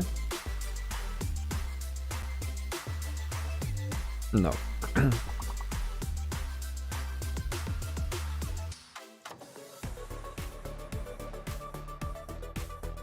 Hello， 大家好，欢迎来到赛后采访，我是西安。让我们恭喜西安 WE 2-0斩获本场比赛的胜利。为大家邀请到了中单选手 Karis 来接受采访，先跟大家打声招呼吧。안녕하세요， 선수 축하드립니다。 먼저 여러분들께 인사 부탁드립니다. Rumen, yeah, I don't know about that one. Things are, there are some words they definitely don't have on here. 好的。 I feel like it's not a complete 那 dictionary. 必须啊！我们要首先问一下第2局的内容。其实第2局对面的女枪拿到了5杀，对面有着经济的优势，对面打了非常多波很好的团战。 但是最后非常戏剧性的，你们拿下了比赛的胜利，完美的完成了翻盘。想问一下，有没有预想到是这样的一个结果呢？ 사실 2세트 보면 상대 미포도 펜타킬도 나오고 또 잡고 상대 이득을 많이 보고 그리고 상대 완벽한 한타 장면도 많이 나왔는데요. 근데 WE가 이렇게 완벽한 역전을 하셨습니다. 혹시 좀 예상을 하셨는지 궁금합니다. 사실 게임하면서 계속 결국에 우리가 이긴다라고 생각은 했던 것 같고 그래도 마지막에 지는 줄 알았는데 상대가 억제 이길 때 좀 늦게 깨다가 보니까 그땐 좀 이런 부분으로 이기겠는데 이런 생각을 했던 것 같아요. 那其实 That's 我 one of 觉 the 得可能在 Rs 比赛整个进行的过程当中，我们一直都觉得，哎，我们好像能赢，一直有着这样的一个自信和态度。那其实当对面最后进行推进的时候，特别是推进到我们的双子塔的时候，我们感觉，哎，好像能防住，然后也是非常积极的，然后来进行了一些操作。所以说，在那一波是非常漂亮的，最后拿下了比赛的胜利。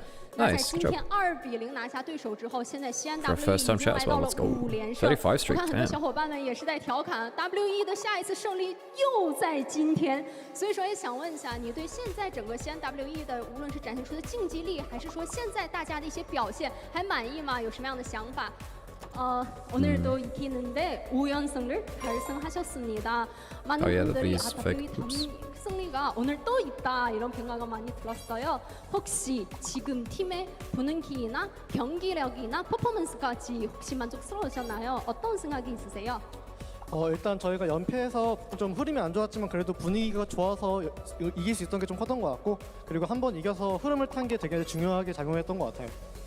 那其实我觉得，可能无论是我们在之前连败的时候，大家可能稍微有一点动摇，但是我们整体的氛围还是不错的，大家也都在一起的努力。然后这个时候我们觉得，哎，如果但凡这个连败终止，我们拿到1胜的时候，我们就觉得我们可以继续连续这样的一种盛世，然后去不断的进步，有着更好的一个发挥。那同时也想问一下关于第一局的内容，我们感觉第一局你们的节奏是非常非常的紧凑的，其实从前期开始就不断的拿到优势，然后滚大整个队伍的一个雪球。所以也想问一下，可能在第一局你们前期是进行怎么样的一些战略部署，才能够让游戏非常顺利的进行下去呢？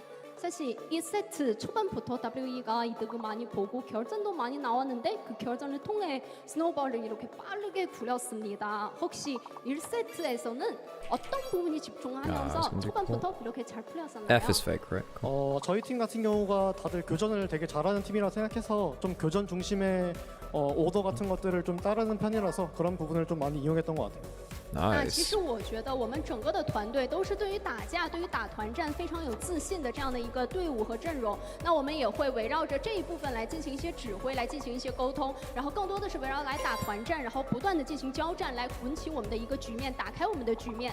那确实在第一局很顺利的赢下之后，第二局也有一个比较有趣的英雄选择，那就是巨魔的登场。那巨魔打野也是在这个赛季第一次登场嘛，所以说也想问一下，是怎么样在当时的那个局面之下选出的打野巨魔呢？ 그리고 2세트에서 정글 트런드를 뽑았습니다. 사실 이번 시즌 처음 보이는데 혹시 선택했던 배경에 대해 궁금합니다. 일단 요즘 피어리스기도 하고 많은 챔피언들이 연습하고 있던 과정 속에서 저희 정글 몬키 선수가 신적을 상대로 좀 자신감이 있다라고 말을 해서 이번에 갑자기 나오게 된 것 같아요. Copt should actually be a thing. I think Copt is 整 actually 个 a 的一个 word. BP 赛制还是双边无为征兆的模式嘛？那我们在不断的练习的过程当中，也在不断的尝试一些新的英雄和阵容。然后在今天，其实我们的打野选手 Monkey 选手他也觉得，哎，好像这个打野的巨魔是面对赵信，他觉得非常有自信，也是一个能拿出来的英雄选择。所以说，也在今天可能有一点点突然的，然后把这个英雄带到了赛场上。那确实啊，他的这个巨魔也是在前期包括后面的团战也有着非常好的发挥。但是啊，我们不得不说，现在的赛程还是比较紧的。在今天赢下FunPlus之后，明天也要迎来下一个对手北京 JDG。那对于他们来讲，北京 JDG 在最近无论是团战还是运营的方面，都是表现非常不错的。所以说，可能面对到他们，你觉得队伍需要做好哪些准备呢？ 그리고 사실 이번 시즌 스케줄 엄청 타이트하니까 Just not well. One of the letters is slain is gone. 진동의 요즘 경기를 보면 사실 운용이나 한타이나 다 좋은 화면도 많이 나왔습니다. 그래서 진동전을 이기려면 Okay, so I think L is fake. I think L is fake. 징동 팀이 되게 잘한다고 생각하지만 저희 팀도 잘한다고 Care looked really bad for sure on top. Care looks bad in both games actually. 특히 미드원들이 서로 한국인이다 보니까 서로 좀 더 잘하는 팀이 좀 더 유리하게 가져갈 것 같아요. Wait, you gotta get 137? What the shit? 对于我们来说，确实啊，京东是一个现在表现非常好的一个队伍，但是我们同样也是现在表现非常好，也是气势正盛的一个队伍，所以我们也会对于他们来进行一些准备，然后也会尽我们的所能在比赛当中为大家展现一个很好的内容。而且对于北京 JDG， remember there's an alphabetical order, so we know there's a W 同样是韩国的选手嘛， starting word left as well. 准备也会尽我们的全力拿下比比赛。那么最后一个问题， we gotta get the 其实 spare 这 word 个 as well, 赛 don't 季 we? 包括 Sounds 说 like 第二 a 轮 doomed. 有一个非常好的一个开始，也相信很多的粉丝朋友们也会感到非常的欣慰。所以说也想问一下我们的 Karis 选手，可能对于整个的第二赛段有什么属于自己的一些想法或者说期待呢？ There's likely a lot of C1s in there. 2 라운드에 엄청 좋은 스타트하니까 팬분들도 뿌듯한 것 같은데요. 그래서 2 라운드에 대해 어떤 각오, 어떤 기대감이 있으신지 궁금합니다. Sandwich, 있을 nice. 때도 항상 So L's fake, we got 팬분들 next 덕분에 reaction then. 이길 수 있을 거라 생각하고 We got next 저희가 reaction, 앞으로 더 yeah. 팬분들이 응원하신 만큼 더 좋은 경기력으로 팬분들께 좋은 모습을 보여드리는 게 저희들의 목표인 것 같아요. 那首先，我觉得非常非常感谢我们在之前连败当中也一直支持我们的粉丝朋友们。正是因为有你们，我们才能够获得更 Oh, 多 it's 的 so 力量， close. 才能够在舞 Holy 台 crap, 上 we 展 actually 现 passed 出 level. 更好的一 I'm 个 very 表现。 surprised at that. 所以 Damn, 说，未来我们 that 的 is 目 like 标 a 也是 buzzer 不让 beater 更 there. 多粉丝 Nice. 们 Good 感到 job. 失望，也会为了让粉丝们更大声的为我们应援而不断的努力，也会尽我们的可能为大家展现出更好的面貌。再次的恭喜你们获得今天比赛的胜利，也感谢我们的 Karis 选手来接受我 Swain 们 like 采访。 boat, bosun, boat swain. 감사합니다. It's like a kind of profession 那以 thing. 上 Like 就 it's 是 an 我们 older 今天 word, 赛后 but 采访的全部内容。接下来让我们看一段精彩的 Spotlight。 Doran. Oh my god. 狗没闪，狗没闪， It's Doran. 他抢不了 rush。对，我想开，我想开。我不好开，看，看没，大招，开始 go。狐狸没闪，狐狸狗没闪， Not too damn. 看我， So, wait, T is the hidden word. 都没血。包没闪，狗没闪，狗闪现10秒，没被换。再朝脸。 D is fake, T is the hidden one. 나이스. 哎，没有 Q nice。逼了，下不出来，出来中枪。来守吧，来吧，这波线你要了，拿命出去顶，不要先进打他们。对，我可以要了，可以。能守住。AD 没闪，顶，直接 E 过去，不要先进打 E 过去。啊，顶。我们 AD 活了，别出去这样。能守。我们可以看情况守了，反一波了。Go，我先清了 ，AD 没闪 ，Go，AD 没闪。 ，AD 没闪， Nice. 杀黄，反一波，地下路，再说，有妈呀，妈帅，一波。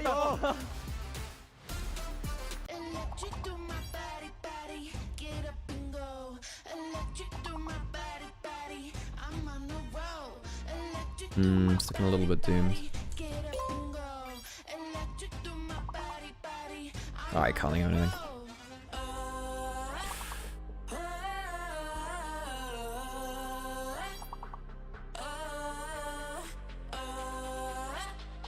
Oh, it's so close. 1 point off. What? Holy crap! Derek, you absolute beast. Holy crap. I got fucking nothing in that. That was clutch as hell, Derek.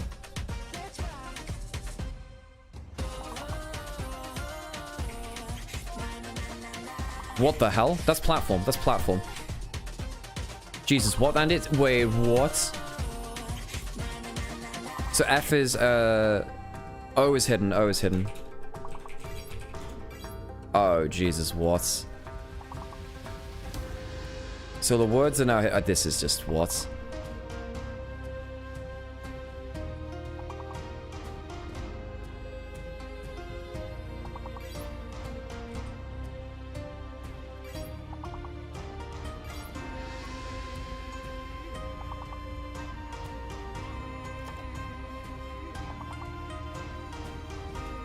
I don't know.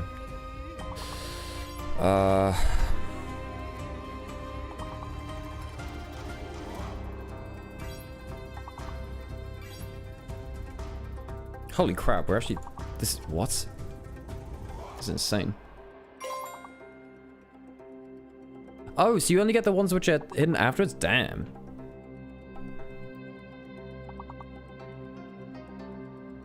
Flora, nice.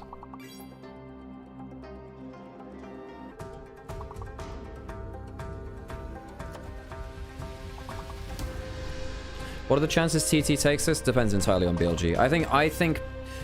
I don't know, man. Like, BLG just took TT's jungler and are now playing with them. That's kind of big, right?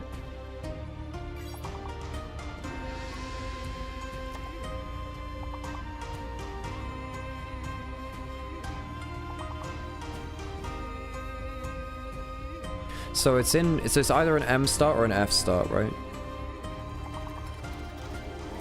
Holy crap. What? Are you kidding me? What's gonna happen when we get like +4 levels on this now? Well, we'll figure that out next time, I guess. Okay, well.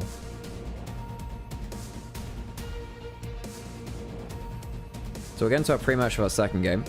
Believe it's Elk playing the 1v1 today, by the way. I think it's Elk versus Hoya.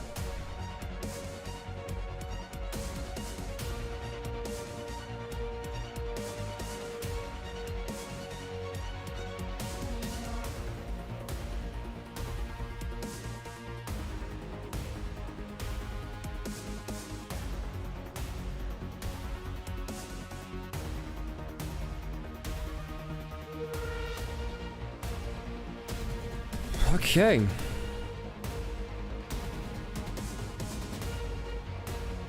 Xia Huangran, of course, coming in for TT from LDL, had played in OMG, I believe, very briefly before. But basically, folks, BLG took TT's jungler. Like, they've capsized this ship. I don't know what TT are meant to do. I wonder if they knew about it in advance, because, you know, it does look like they've been completely mental boomed. I don't know what they do at this point. Xiao Huangran means minion, by the way. Yeah, I know that technically it translates to little yellow person, which is not okay for me to say, really, in any kind of out of context, right? That's what Xiao Huangran's name like translates to. Sam was saying little Lego person is the way he's translating it, but minion is also, that's much funnier. It's much funnier if that's the actual thing for it. Elk versus 1xN, the key player. 1xN has had a bad split. I think that he's been mental boomed. I think that the team is mental boomed, which really sucks to see, because I think 1xN can really be the next great AD carry in LPL if he's given the right resources to show his stuff. And even then, when he hasn't been given those right resources, he's still done very well. I just think, sadly, TT are a kind of a doomed squad now, sadly. Losing the jungle that was leading them to a lot of their success.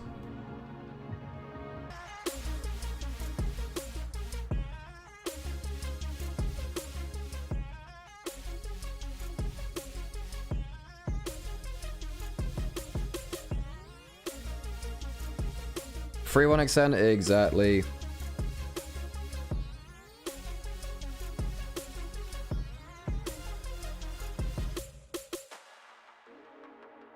Did Wei go to TT? No, we don't know about that yet. We don't know about that. Like, we know that technically he could do, but there's no confirmation on that, basically. 10rap, thank you so much for the resub. I appreciate it. Thank you. And thanks to the follows, by the way. I will get hydrated. I'll, before we go into the next game, I'll get my coffee from the other room and I'll have a drink while I'm through there as well, of something which is more hydrating. Well, see you in a bit, Ruby.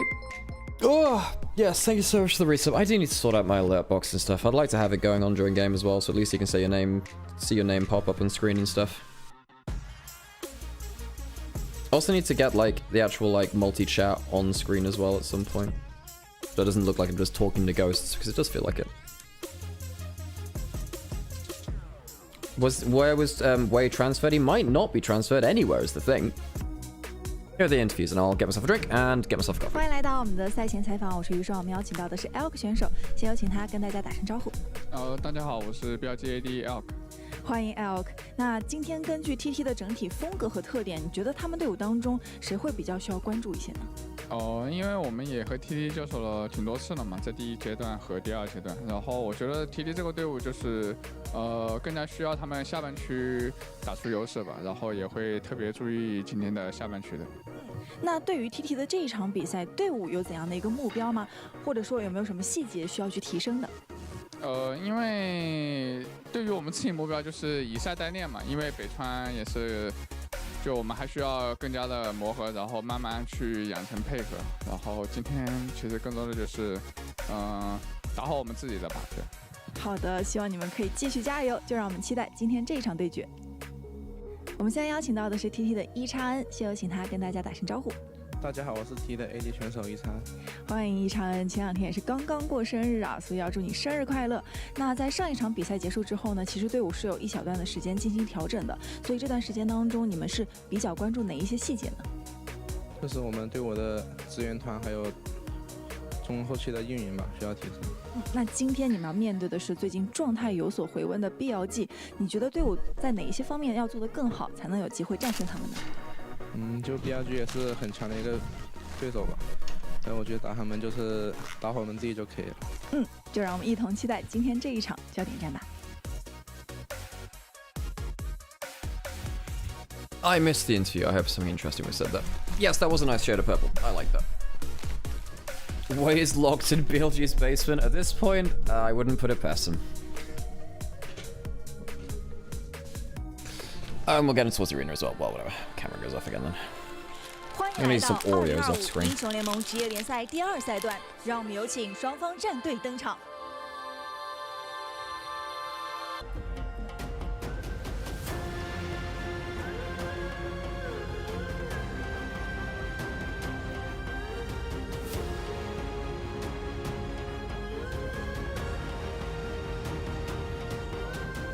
No, that person's microphone wasn't off. It's just that because it's the clean feed, caster audio is disabled for the clean feed, which allows us to speak over it. Otherwise, casters would be on audio, and we'd have both Chinese and English commentating over the game.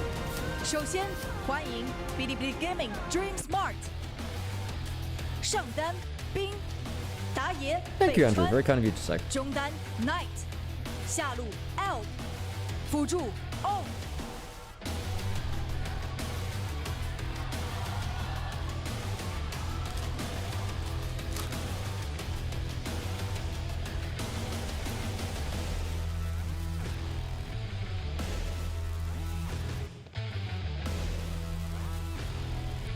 欢迎 Founder Talk Gaming 上单 Hoya 打野小黄人中单 Setup 下路 EXN 辅助 Feather。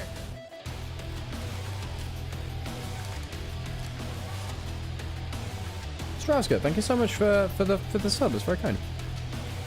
Thank you for streaming LPL. Thank you for watching LPL. Yep. I enjoy streaming LPL for you guys. Sometimes I definitely feel like I put I put maybe too much effort into LPL at points. Which team's on blue side? We will find out after our 1v1. BLG 新晋魅族对战 TT 即将开始 ，LPL 无畏进巅峰。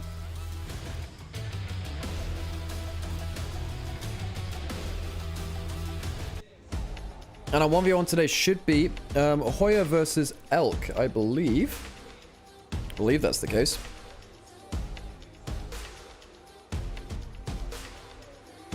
Oh, I should really get some stream sponsors, shouldn't I? I just don't know how to go about it.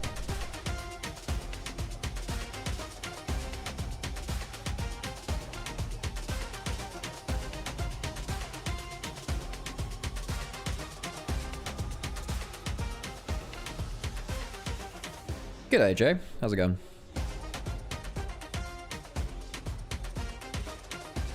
We shall get on to the Howling Abyss soon for our 1v1.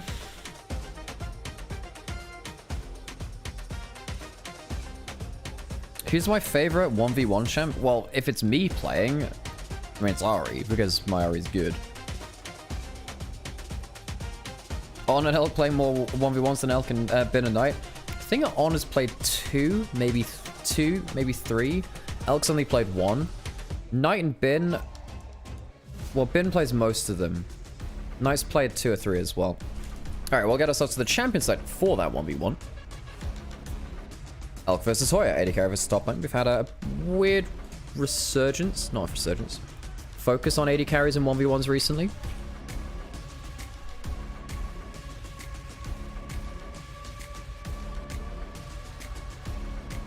Elk's played 2, right, good to know. Well, this will be his 3rd then. How am I? I'm okay, a little bit tired after, you know. Can I tell Vasi to stop bullying me? Well, he is going to DM our eventual D&D campaign, so I don't know whether it's... I don't know whether it would be good for me to, you know, take sides in this clearly dangerous of topics, Harold, you know. I want to be on the DM's good side. Of course, that'll only happen if Sam builds his goddamn character sheet. We've been waiting on Sam's character sheet, I shit you not, for over half a year. Probably has been about 8 or 9 months at this point. Ridiculous. Alright, let's get ourselves into that 1v1.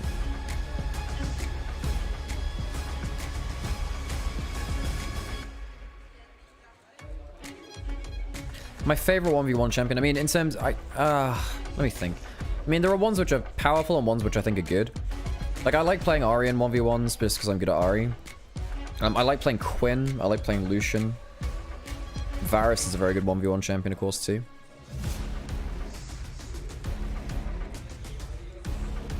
And, of course, this 1v1 will decide side select for our first game of the series. Let's get into it.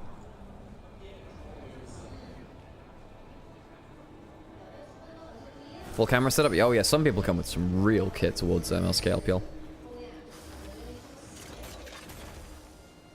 Okay, that Varus has a weird walk animation. I'm not sure I like that.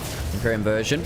Oh boy, that's a lot of Valkyrie damage. Yeah, Varus is strong. Is it strong enough to deal with the Corki? The abilities have ran out, and maybe Varus' auto attacks enough. I don't think it is. Elk gets the first kill. Win condition. 2 early kills, 1 late kill. Or the tower kill. Elk gets the first early kill, and Hoyer left wanting a bit there. Thank you so much for the cheer, by the way, buds. Thank you so much for the cheer. 100 bits in chat. Appreciate you. I should really get some text-to-speech or something like that for the text for the thing. Demolished used on tower. And Elk's going to Valkyrie over the way for even more damage. One of the big things about Corki's changes more recently has been about the Valkyrie's tick rate and the consistency of the damage. Ah, yes, we got the Gatling gun sounds for forever. So some decent damage coming through from the Valkyrie really changes this for me. You know, while Hoyer is kind of like trying to stack up. Ah, no, the Q would have won it. He taps Q behind him. I didn't even see that. Shows you how blind as a bat I can be. He would have won the 1v1. He would have won that first kill. Now he's down a little bit of CS, down a plate, down the kill gold. Hearthbound Axe in for Elk already. Bone plating shredded off, third of the HP gone. Hoyer will need to hit an arrow to try and get some damage back.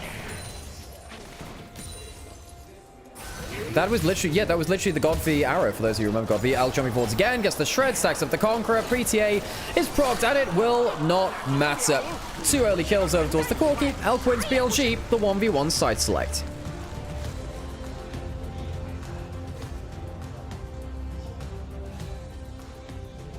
BLG very likely on blue side now in game 1.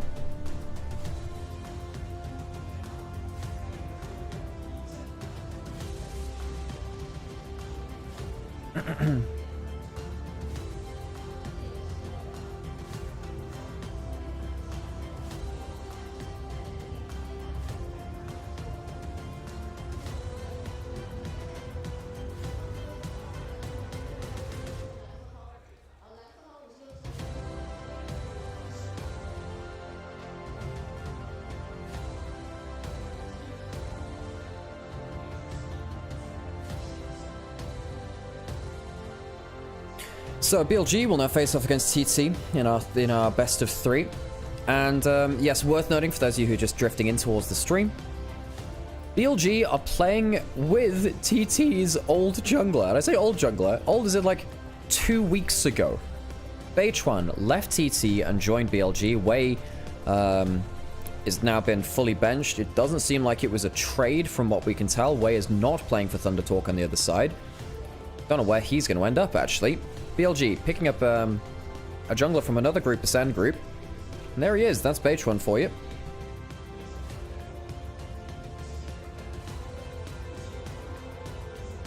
Let's get ourselves into the first draft of this series.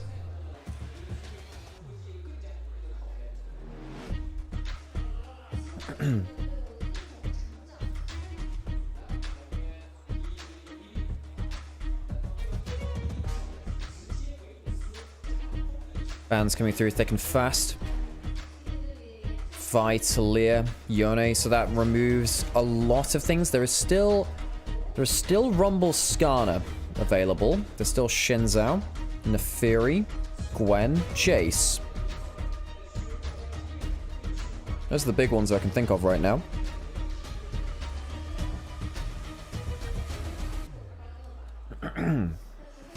It's the last ban from TT. So, banning away the Yone stops Yone Sejuani. Banning on the Vi stops stuff like the Vi Ahri. Talia, Pantheon Talia is gone. It's the MF that's banned out, actually. First pick, Rumble, seems okay here. Hoya plays a decent amount of it. Instead, the Nico. Yeah, now that allows you to go towards something like the Callista Nico. Does give up Skarner Rumble on the other side, though, if Xiao Huangran wants to go towards that. Name politely translates towards minion. It's a little person, basically. I think the Rumble Skarner would be what I would lock in for TT here. Unless they want to go Rumble Shinzao instead. Skarner tends to be best with the Rumble. You might want to take away a champion from the other side, though. Rumble's the easy lock-in. Skarner would complete what is becoming known in the Chinese community as the charcoal grilled skewers combo, where you put the Flame Spitter over the Skarner Impale ultimate and just kind of roast someone alive.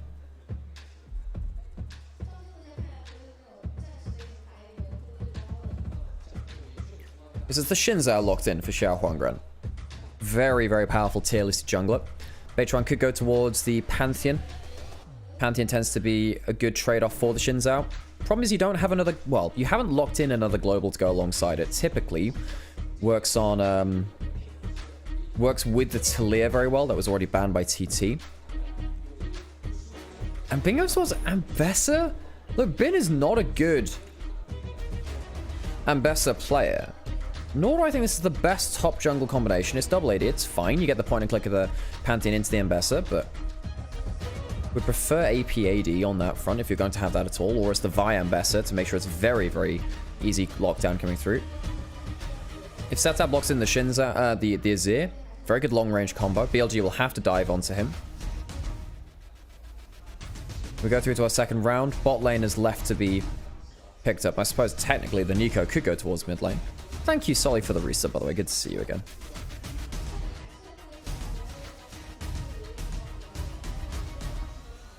Maybe Knight Ambessa? Well, I mean, in some patches it was okay. I say some patches. It was okay on release. Ambessa into Azir, I think is pretty unplayable. Ahri banned away from Knight. What else would you ban away from it? Victor, maybe? Knight's been playing a lot of Victor. Works pretty well into the Azir. Can outrange the Shinzao quite well, too.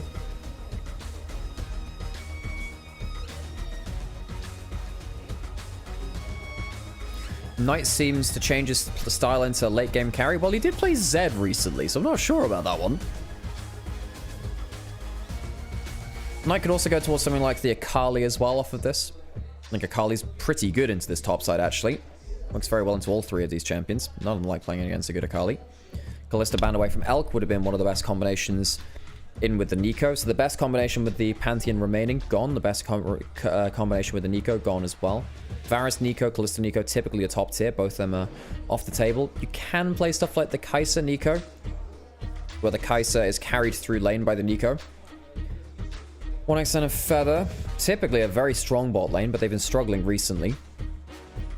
Lucian banned away from 1xN. Karma as well for the Ezreal Karma. Could go Ashe Braum, I suppose. Doesn't feel good into the Nico, though, the Braum. Ashe Seraphine could be quite good, actually. But risky later into the game, because the Pantheon and the Nico just jump on you. Ashe locked in, lane dominant, specialty of 1xN.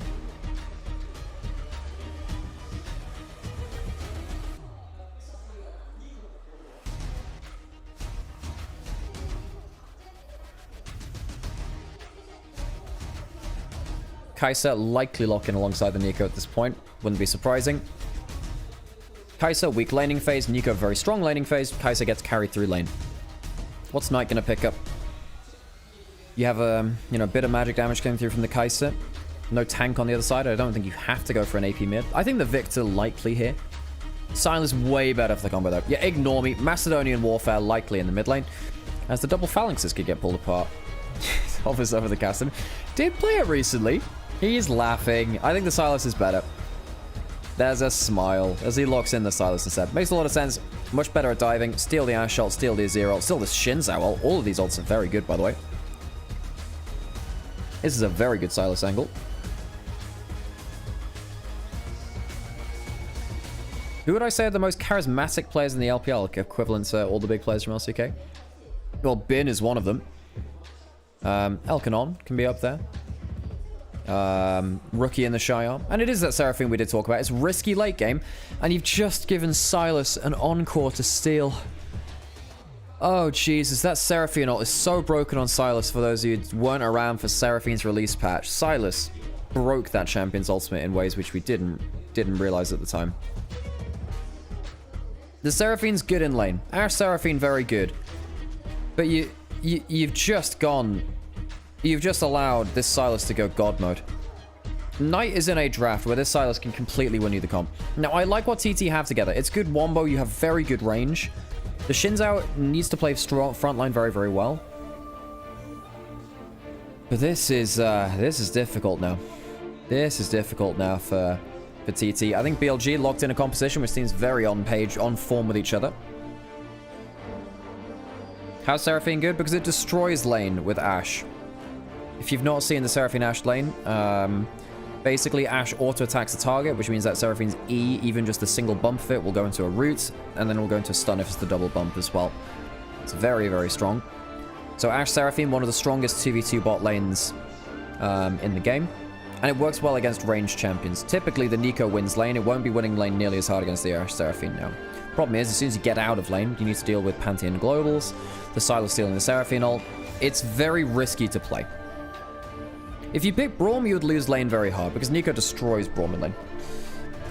Braum can't lane against Nico. It's very, very difficult. That's why they go for the Seraphine instead, but it is risky. Suddenly, TT need to smash that lane. Very hard to play without it. Let's get ourselves into this game. Gonna run 1 minute of ads just so we can get rid of some of that pre-roll later into the game. And we don't get ads in the game itself. Just 1 minute for you guys on Twitch. And we'll get into the game very soon after this.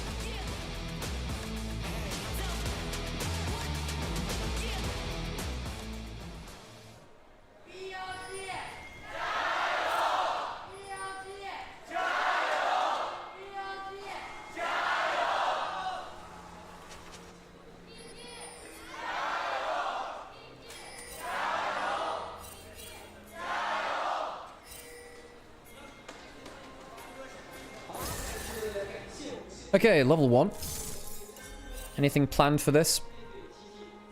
Has a ward been put down by TT onto the enemy red buff. Defensive one on their Raptors as well. I mean, 1xN and Feather have got to do a hell of a lot of work in this laning phase to make this pay off. If they don't get a crushing lead and put down Elkanon later into the game, this is a very hard combo to play. You are going to get jumped on by Pantheon Global, Sylas on a flank, Nico engage. It is a big problem. It's a big problem. So you need to get ahead in terms of your laning phase. By the way, that's the new Spirit Blossom Ashe skin. The one which has been used in all the promos and stuff. First time I've seen this one being played. Spirit Blossom skins, the new range of them. I prefer the originals. I think Ari Spirit Blossom is very good. Which one of the other good ones? There are a lot of good ones. Cassiopeia, Yone. Yeah. The first double Q of the game from Feather missing. That's a problem. You really need to use it. In fact, this Nico gets the double Q blooming burst. So Feather already messing up the first level of the game, which is a problem. Look at this, the Q spam from Nico, so nasty. With Comet and Scorch as well. Really helps your laning phase out by a ton. Level 2 hit by the Kai'Sa and the Nico. Another Q lands onto Feather. Comet with it. And this duo, which is meant for laning phase, not getting the arm wrestle one early. 3 pushing lanes, actually, for BLG. Not getting the push in mid lane, too. Gives Beitran some options. Removes some options from Xiao Huangren as well. Reminder that Xiao Huangren did play a little bit up in the LPL last year, I want to say. Last year. Can I explain these silence are cooldown? It's like 80 seconds, but you can't take the same ult for a while longer or something. Yes, you can't take the enemy champion's ultimate for a time which is calculated on the enemy champion's ult timing. So I couldn't steal lots of Karthus ults back to back, even though I had more cooldowns. You can steal, I guess, Zoe ultimate or Castin ultimate, something like that, a little bit quicker, right? The lockout is still there. There is a base cooldown for it. Xiao Huangren going to go to the other side of the rift. Lots of pushing lanes for BLG. Need to be careful. Knight does ward out the top side. Xiao Huangren, hang on a second. Now, you don't want to be hanging down towards the bot side of the lane, though, if that happens. It's going to be fine with a Q. Gets that out. Xiao Huangren's going to get spotted. Dodges back. Misses out on the Wind Becomes Lightning. Xiao Huangren not able to do much there. Going towards top side Scuttle as Rumble gets the bounce back in top side at level 4. Quite common to see that on the Rumble, by the way. The level 4, second level of Flame Spitter tends to give you better wave push than most champions top lane. Has the Conqueror as well for extended trades. A bit surprised at that. Ah, now the level 4 coming from Beitron. Oh, this flash is engaged. 1XM gets the charm. Tower aggro, juggle a little bit. Passive is up and ready from Elk, and he'll be able to get one last auto attack, but can't quite get the kill. Ends up being a dead kill. 80 carry to 80 carry. Beitron misuses his E. The Q over the wall from the Nico is okay, but ends up being a 2-for-1. Beitron miscasts his E, flashes poorly. Gives a second kill over. BLG, this is not the first time they've failed these early dives in bot side. It happens again. It happened in their first play. Knight misses out on his E. The electrocute doing well. If that E had hit, I think Setup would have died, by the way. Kill over to 1XN. No kill over to Elk. Instead going over to On. This is a disaster for BLG's early game plan. No, Beitron even said after his first series interview, you know, we got to work on our early game plans. I think it was Weibo, their first series. It was. Split target Q. Cleanse and that heal. No ignite coming through from the Nico to cancel that. The passive did come through. Elk ends up taking aggro. Beitron, well, the less said about that one, the better. Doesn't get over the wall. Doesn't use his E right. Dies. Roots. Misses from On, but it was a flash away from Setup, so we'll call that one a dodge. It was on target. I think he hit as a minion, and Setup wasn't counting them well. Advantage gained in mid lane by the support roam.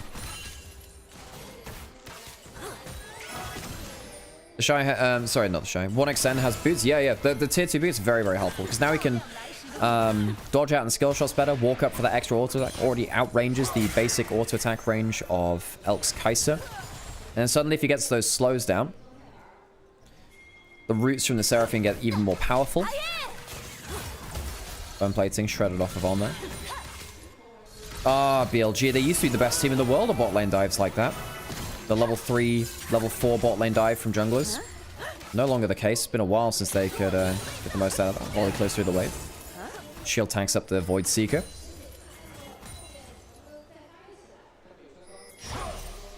Beitron and River. Spotted out, though, by the Xiao Huangren. TT, of course, really wanting to score one back against Beitron. Beitron left their team. I am sure there is a sense of betrayal there, to a certain extent. Now, TT, they were struggling anyway. But they did have a record high finish in last split. They beat BLG in a best of 5. They ended up finishing top 6, the best that Thunder Talk has ever done. And Beitron was a big reason for it. MVP in a lot of those games. We'll say, I think 1XN has been the heart and soul of this team now, ever since UCal ended up leaving. He was the previous bearer of that mantle. Knight has level 6. Going to... Hang on a second. He can steal the Ashe ult or the Seraphine ult. That'd be absolutely catastrophic for TT to give over. So even though they got themselves the early kill, still forced off that bot turret. Knight returning the favor to On, who roamed up towards mid lane. The first ult of the game from Knight could be absolutely devastating. You know, whether that is a Shinzo ult for survivability, or Azir, Ashe, or Seraphine for playmaking, any one of them could be game-changing. I'm trying to think actually which one you would want to go towards. Probably the Seraphine ult in ideal scenario. There is, of course, some cases where the Rumble ult is better. Technically higher damage over the course of it. You can pin someone into it. Where's Shun? Yeah, he's on JDG. Shun's on JDG. Now, the thing which happened with Shun is 1XN's rotated towards topside. 30 seconds till grubs. Ooh, he does hit that. Ooh, gets the shuffle back as well. First one of the game. Setup. So he can be forced to use that. Down to below a third HP. Still keeps his ultimate up. Doesn't have himself the teleport, though. And that's a problem. Nice. Lands that Q, lands the E, and the shuffle doesn't work. Solo kill for the Knight. The Phalanx means nothing to the man in shining armor. Xiao Huangren watches his mid lane get absolutely blasted there. Of course, had no flash because On removed that earlier. Knight first ult steal of the game was important. Forced to set up out of the play. Is going towards the Leandries first. Feather doesn't have level 6 yet, it's worth noting. Neither does 1XN. They need to kill that first grub for him to get the XP. Root misses from On. No ultimate from Knight now to fight. Hoya gets some damage down. Forces the E out of Beige 1. Gets the empowered one out of him even. 3 grubs likely now for TT. Second one comes around. Flash forward. Xiao Huangren going towards the extra damage. The equalizer's good. Slows them down. The root is even better though from On. At least one will die here. On goes down. Elk Uses ult a little bit late, you gotta feel, and he'll die too. The bot lane of BLG way too aggressive on that top side. Mispositioning as Beichuan, Knight, and Bin didn't want anything to do with that. Beichuan would like to go towards the grub steal now and will at least get that. Flashes away from it, stops the 3 grubs going over.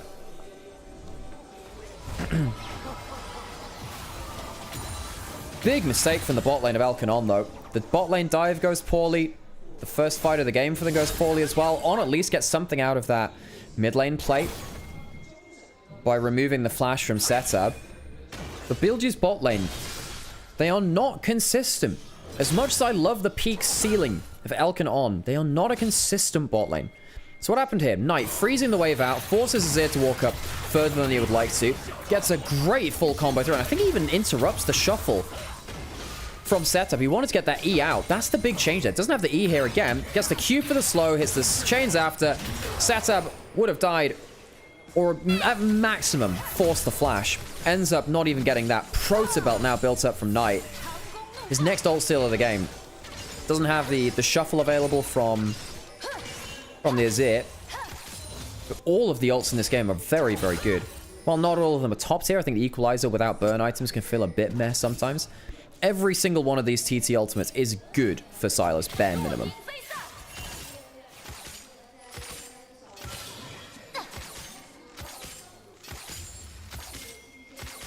It's a question earlier, by the way, in terms of the charismatic players in the LPL. You know, Knight is not necessarily one of them. The thing about Knight is that he speaks a dialect of Chinese, which is quite hard to understand for a lot of other Mandarin speakers. It's quite rural. That comes from Pingqian. Same town as Yigao. That was the big storyline for them, right? But it makes it quite hard for him to understand for the Chinese audiences. Bin, he's very, very outspoken. Hoya might need to ult something. Equalizer stolen by Knight now. We're going to go for a big play trade here. I doubt it. On, doing a good job of roaming here. Kai'Sa left to clear alone. Knight stops the recall coming through. Equalizer for Equalizer traded. Hoya goes beyond the wave now. Knight, if he gets a W onto target, won't care. Oh, the clone tanks up a little bit of that too. No flash available for Hoya. The Ash Arrow is not bad, but there's no aggro onto the Nico. Could still be a problem. Knight stays under turret, knowing that On could have died. Knight gets a kill. Good decision making by the mid laner, who's been on excellent form for BLG.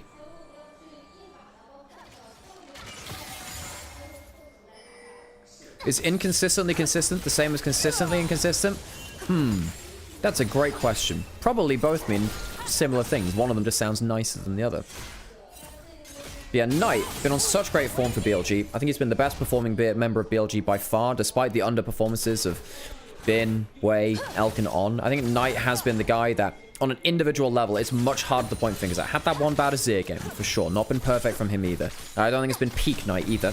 However, I think largely, Knight has given a lot for his team to work off of. And sadly, the team's not always paid him back on that front. Needs to be a little bit careful here. Alexan has the tier 2 boots, so he can walk up a lot quicker. The Rectrix as well, giving him some extra movement speed. I mean, Yukal was very charismatic for TT. Sadly, no longer on the roster. Went over towards the LCK. Doing fine over there. Elk. Oh, misses the cannon, actually, from having to dodge out on the beat drop from Feather. Is the beat drop? Can't remember. I think it's beat drop. Is it the high note is the Q? Yeah. And there's surround sound for W. Knight now walking up towards bot side. Uses passive to kill towers quicker. Star's one of the better tower takers in the game. Most of the play's gone already. Beichuan can get a little bit more work done here. Hoya teleporting towards top side. Wanted to use the 3 grubs. 2 grubs, rather. They're a little bit behind in terms of the actual tower damage. Wave will be... Another wave will be escorted in. Knight, how quickly can he get damage done with his passive coming through? Remember, you take plates and the tower gets tankier. Knight has a little bit of an advantage, and because he's very fed, should be able to take the turret first. So, first turret goes over towards BLG, and Knight gets a lot of solo gold from that too. Of course, the first tower doesn't give you extra gold now. Pantheon ult now into mid lane. 1xN needs to be careful. Uses that cleanse, uses that flash, uses an ult as well, but is it enough? No, it's not, because the Nico comes in to finish the job. 3-man unit, roaming gang squad comes through, and suddenly you don't have your bot lane's player and Satab coming through, as is both solo laners, though, of BLG. TT will sound the retreats after losing 2. And the pause comes through. And I don't know who's that's been called by. Potentially by TT. BLG walking away with 2 kills there. Interested to see what the cause of that is. You know, while we're in pause, we can do some LPL trivia, if you'd like. Let's have a think. Every time we go into a pause, I've typically gone into a... I've gone into a bit of a trivia segment. Let's have a think. Let's have a think, shall we? Okay. Right. Here is your trivia. We do this a little bit.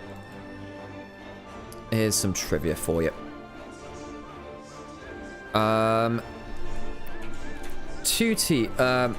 Which teams have the most consecutive championship wins?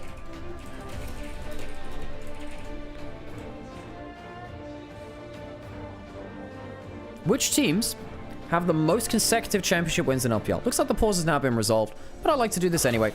You can answer that when you feel like it. Which teams have won the most LPL championships in a row? Back into game though. Looks like everything's fine. 1xN and Feather have respawned.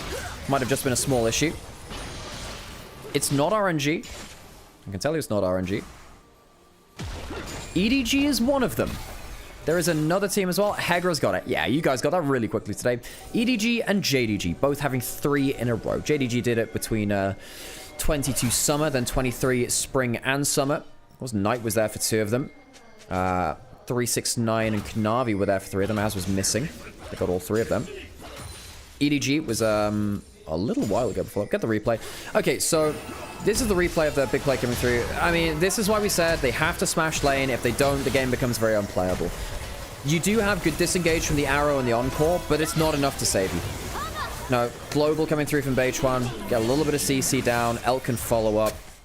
On, of course, when he gets towards Protobelt, but even stronger at playing towards this too. Very, very strong. Knight. Level 11 now. Can steal the Azir again if he wants to. Bechuan doesn't have his ult, otherwise I would have called for a side lane play for them.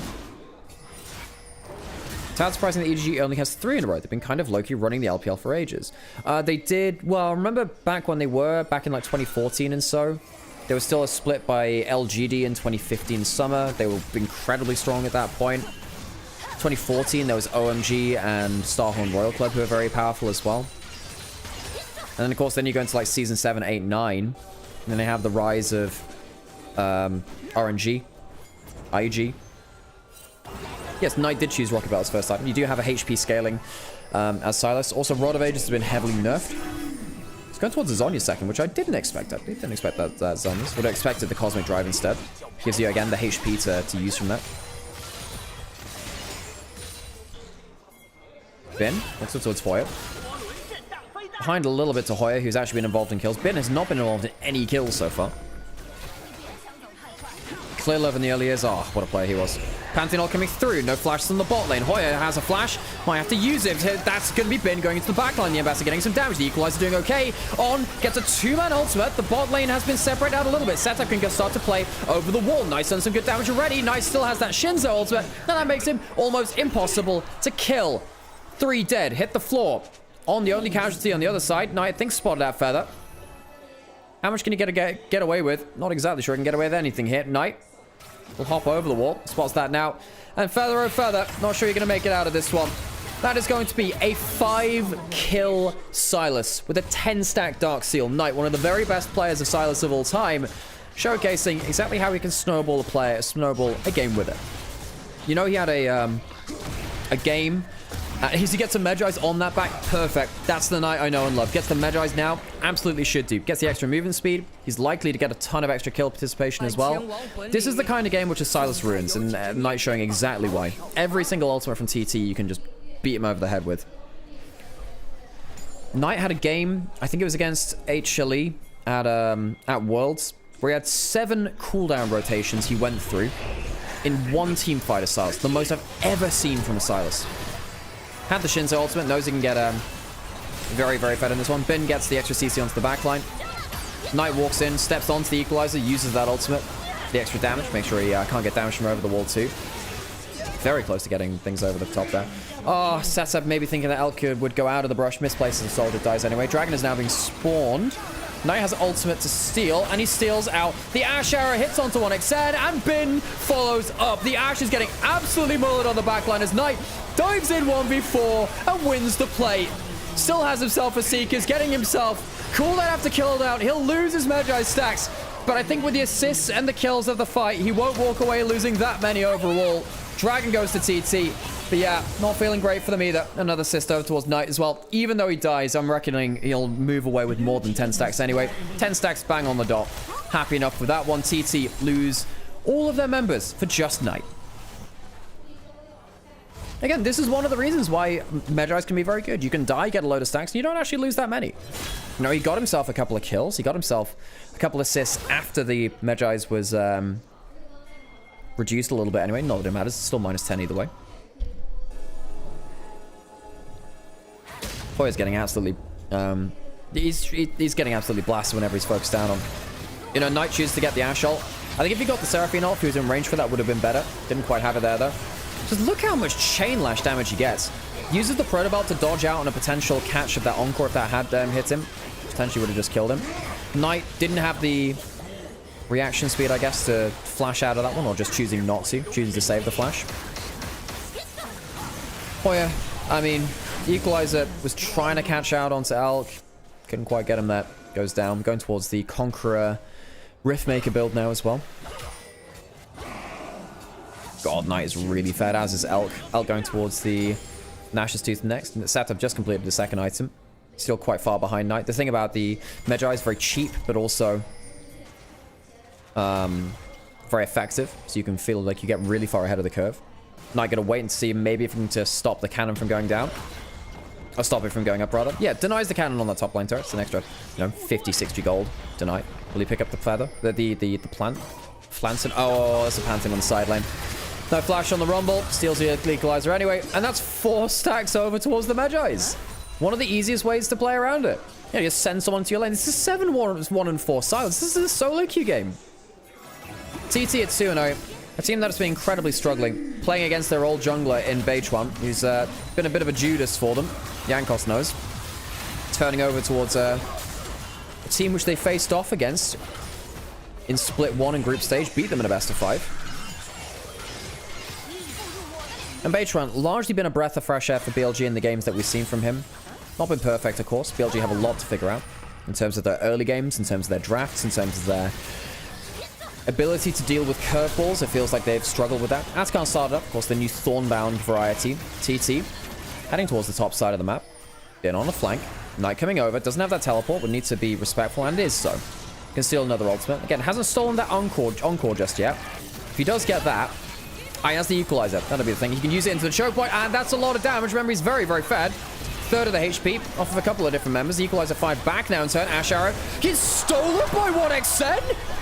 The Archer from the bot lane. 1xN stealing for the rich and giving to the poor. Robin Hood in all senses of the terms of it. On. Gonna get taken down too, and BLG might have just thrown around the Atacon. 1xN, an arrow to the heart. On will go down. It's a 3-kill fight as CT don't lose a single member. BLG, they tank the Atacon for too long. Knight might just be able to fly over the wall onto Saturn. Now, Saturn, you need to be careful there. That E had landed. Oh, Macedonian Warfare. Elk comes through. Knight continues to make plays, and with no mana, it's even more Magi stacks towards the Silas of Knight. I love Macedonian Warfare. Just both teams come out with a phalanx either side. The pusher pikes. Knight getting the better of setup all game long. 18 stacks on the Magi's.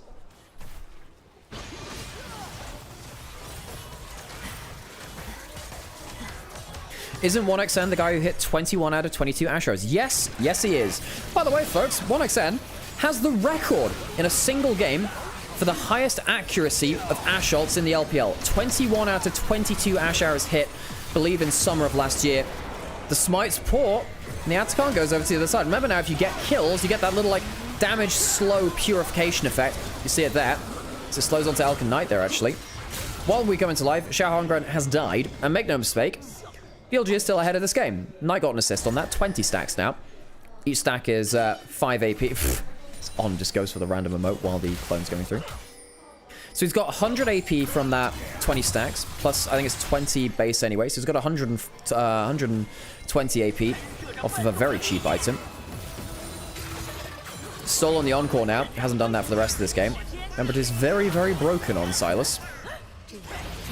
Pushing in heavily towards the spot side, Dragon getting taken by Beichuan on the backside of it. Equalizer for wave 2. I feel like he needed that actually, because I feel like the next time he walked up to that wave, Knight would have just ulted it. Didn't know Ash Arrow had a splash effect. Well, that's a hell of a way to find out, isn't it? Yep, it scales off of AP. Ash Arrow does have an AoE slow and damage. You can technically steal objectives with it. Even though it doesn't hit the objectives, the splash damage can kill.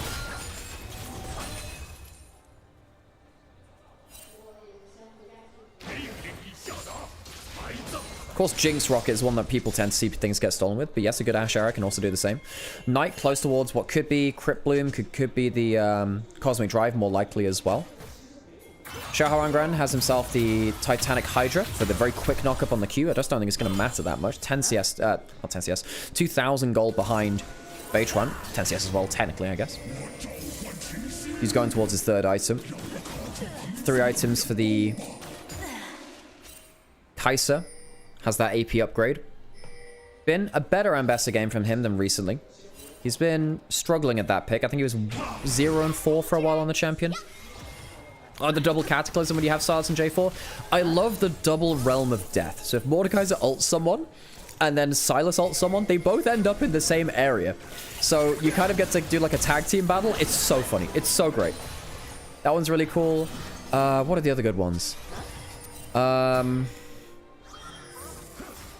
I mean, there are some which Sylas just uses better than you.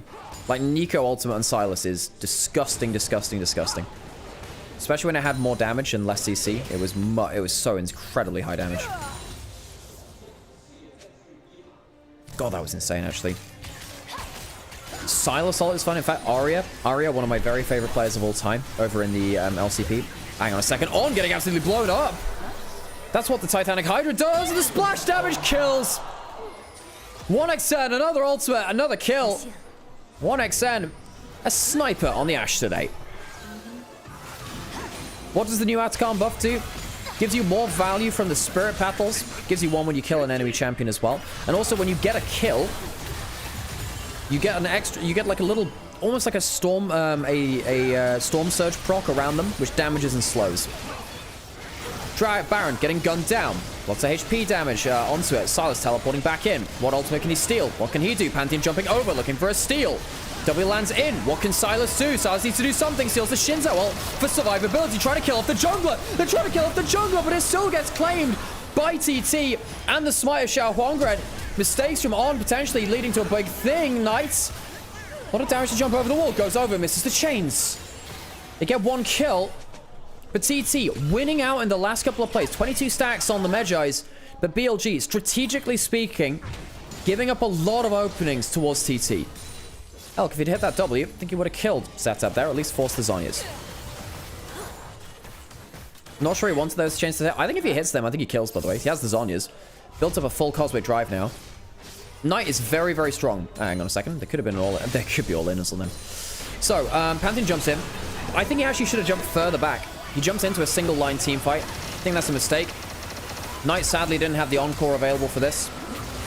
Uses the Shinzo ult for survivability. It's not quite timed well enough. I think if Pantheon goes very far into the backline, I think it works out a little better. Shiv used to push out the wave here against the Baron buff. BLG is still in a very strong spot. This Sylas is still in a very strong spot. However, Feather, multiple items now. Seraphine starting to scale. 1xN, quite survivable as well. Has the Bloodthirster on top of 2 DPS items to try and stay alive. Azir has a Seekers, harder to kill him now. You saw how much damage randomly Xiaohuangren can do if he gets onto a squishy target. This isn't a free game anymore for BLG. This was a free game. Mistakes from On and from Beichuan though, leaving this game wide open. Knight, 22 stack Medjais. Herculean effort from him. Steals out the Ash Arrow. Remember, that scales an AP, so Sylas does more damage with it than you do. There is a Mikhail's coming up from TT. Doesn't stop the damage, of course. Might fire it into mid lane now. Beichuan could get an ult over the wall. Chooses not to. Knight, looking to see if he can get an ult over the wall. There is. Lands onto the Seraphine. They don't want to dive deeper. Pantheon pressing the ult though, and that's a problem. Beitran, he heard a go button, and all it's done is stopped his heart. BLG lose their jungler again. Misplay by Beitran. Equalizer now into Elk, who has to flash out of it. Under half HP. Knight has another ultimate to steal. It has that level 16. But what's Knight going to do? The rest of his team just kind of insing. Has the Encore. Mikhail's used by Feather. Half HP from Knight, just takes a couple of soldiers. Wave click coming through from Elk's W's. Dragon now available. TT can walk the way over. Where's the Encore coming in from? There goes the flash over, and he catches the Azir, and the Nico follows up. Knight setting up the team for success. Goes golden, has a double W after Elk kills the Azir. Knight getting more damage now, will die under the turret. Where's Elk for the rest of this? Tower will just about, no, not quite, take Hoya down.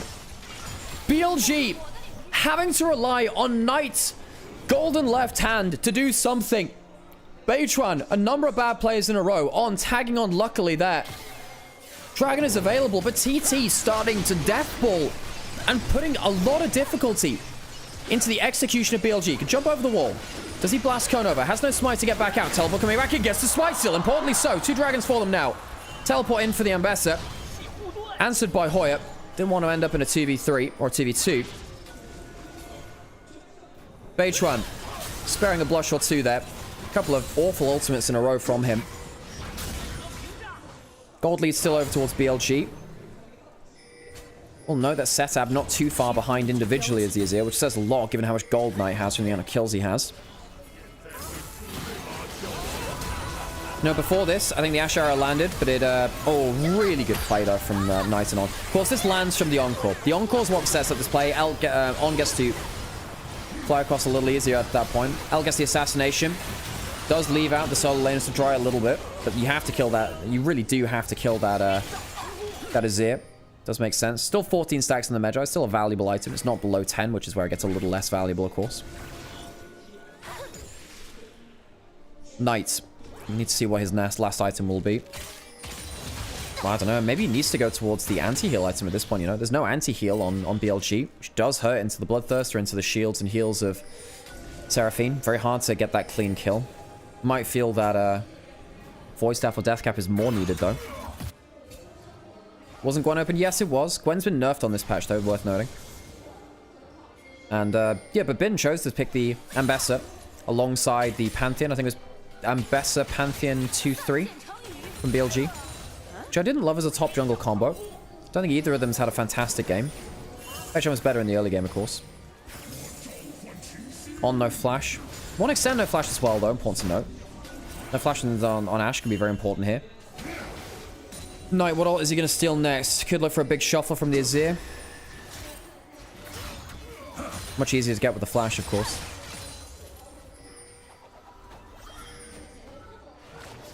Speaking of ours, Seraphine ult extends further based on champions it hits. Yes, including allies. You can cast it through the allied team and the enemy team too. But the more champions it hits, the longer it gets for sure. Xiao Huangren forced to flash out. Oh, no flash of his own. Flash down from Sinjin. That's important. Less chance to reposition himself. Less chance to flash knock up the backline. W hitting from Elk. At that 4 item mark, on towards the Zhonya's.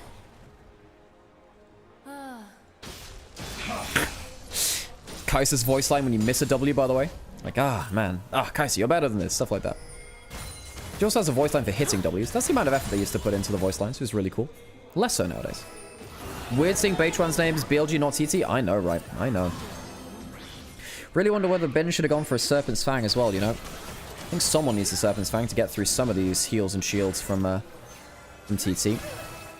Another W used to check out a brush alongside the Nico clone. Lands on setup, some damage onto him. Silas pushing out the bot side. BLG playing it a little slower now. Knight pushing in bot lane, can back off. Can teleport technically onto an area in the map. Flanking vision good from TT though. Warded out their own red side jungle. Wild Rift has an anti-shield AP item. Well, we used to... Well, I say that. We don't... Technically, we had that in Shadow Flame, but it wasn't really true. It was still a flat pen item. No one really cared about the anti-shield effect. Felt kind of bad. Problem with going for anti-shield AP items is that typically AP champions are longer range than AD ones. So if Xerath or Victor or something hits it onto you, it's very easy to remove it. TT, I think, are pretty happy with the state of affairs, though. BLG playing it slower just allows TT time to scale. There's a Hex Drink right now, like I say now.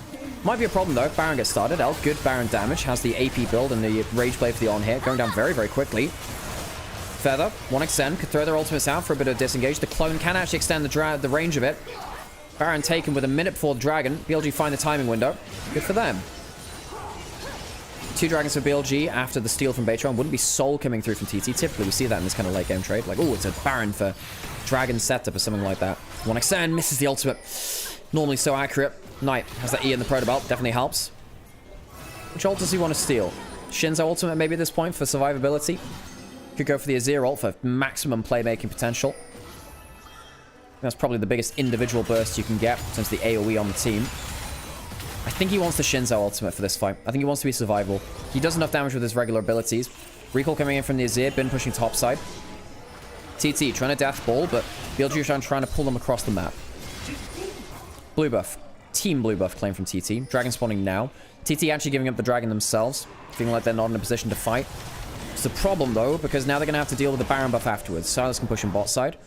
Going towards what looks like a death cap last item, which is very terrifying for TT. The amount of AP scaling on stuff like the Ash Arrow, the Seraphine ult, blah, blah, blah. Very, very high. Hell of a lot of damage.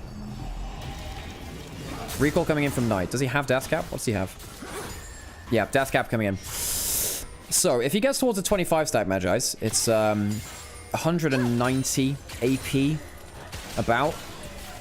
Before the AP ratio, no, not the AP ratio, the AP buff from Death Cap was toned down a number of patches ago.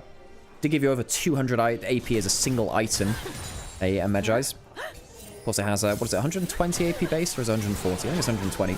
Then it gives you the 30% amp. Nasty, nasty. Knight will be doing some hella one-shotting. Pushing up that bot side, minute left of the Baron buff. 2,500 gold earned by BLG from it. TT, again, they're not out of this game. They're not, I mean, I wouldn't say they're happy about the Baron push and the dragon going over, but they didn't give a soul. And they haven't had their base broken open yet. They're still scaling. Death cap almost in for setup. Well, I say that he's 2k behind, so it is a little way off. 1xN going towards more and Malmortius. Scary item. Ward taken by On. 1xN feeling safe enough to walk up.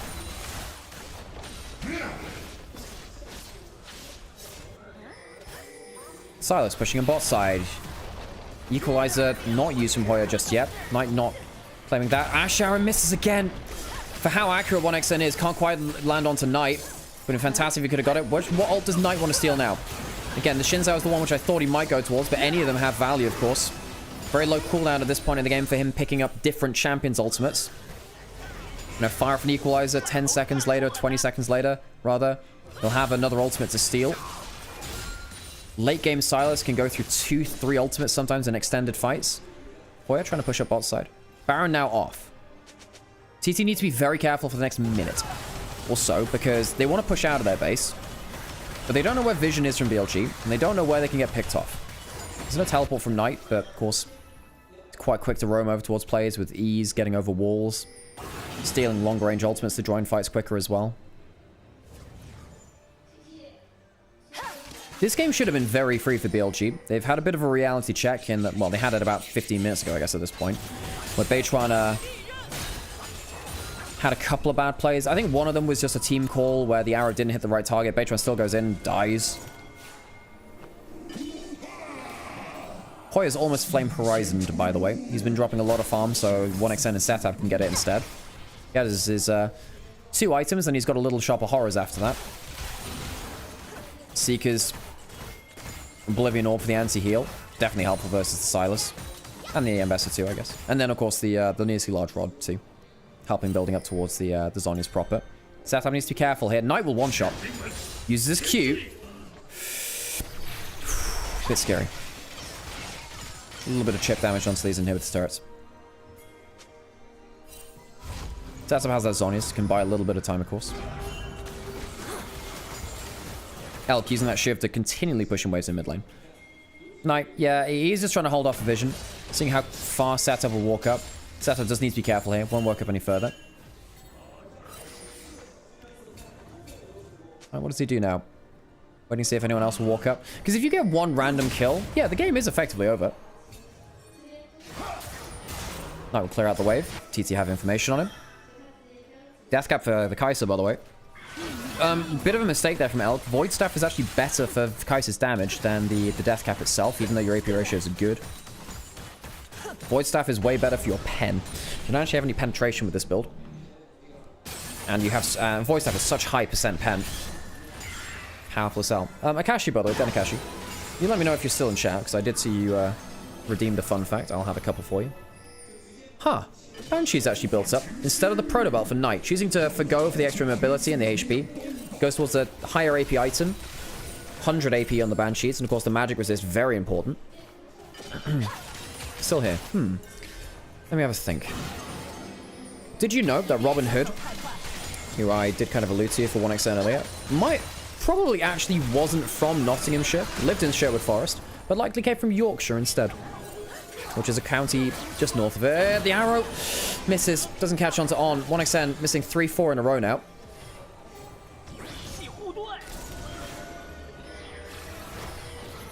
Long game. Dragon spawning now. Ocean Soul on the table for BLG. Clones being used. That's just one cube, by the way. Even On's doing decent damage. Steals out the Equalizer.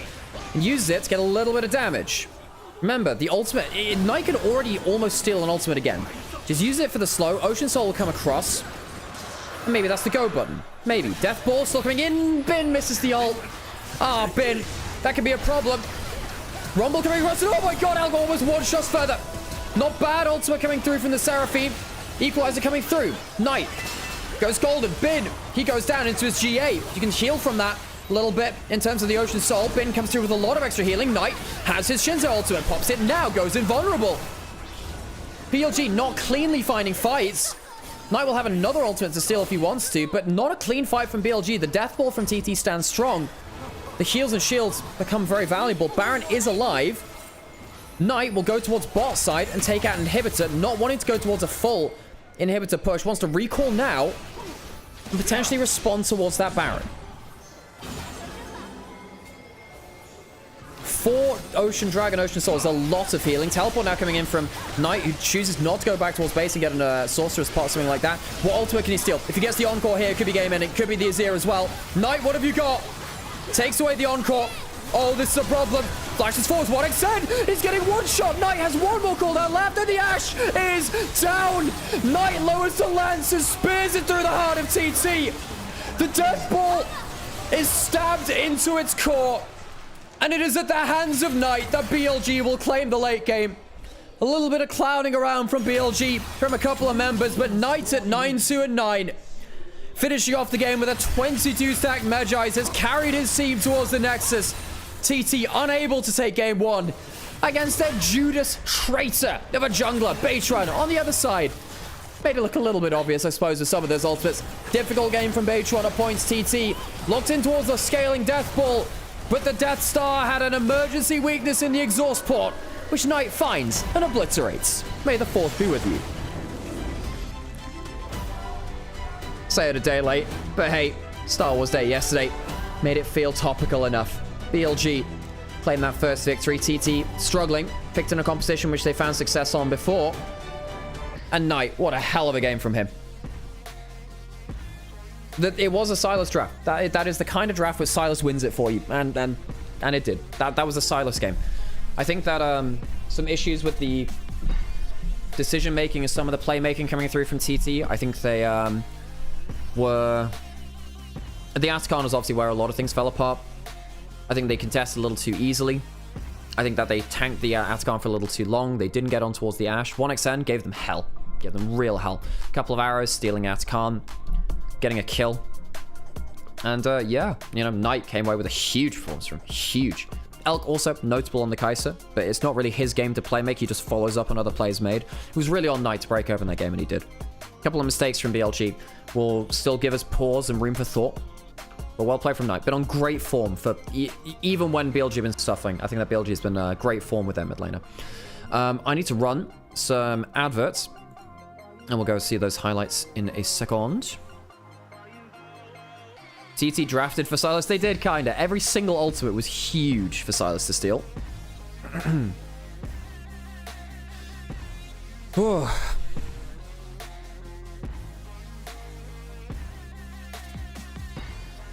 we'll get towards those highlights soon.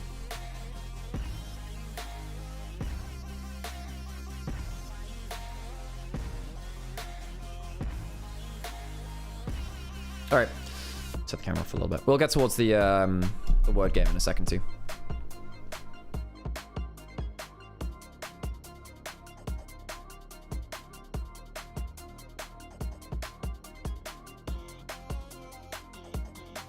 I like this music. Music's good.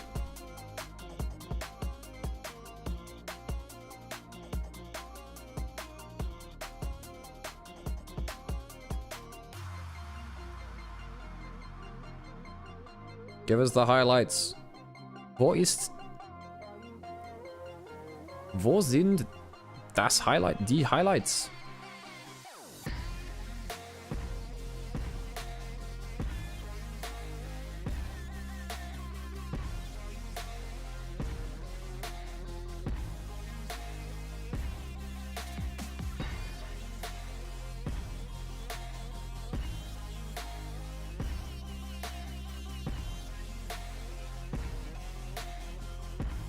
Holy moly.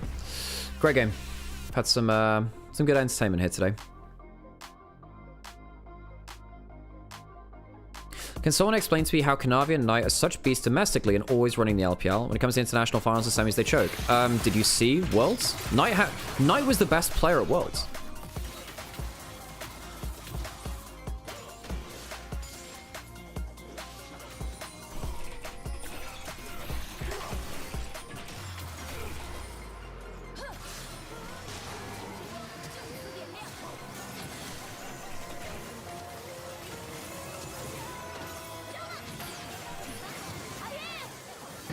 Knight was sure worse than Faker. Did you watch the rest of the tournament?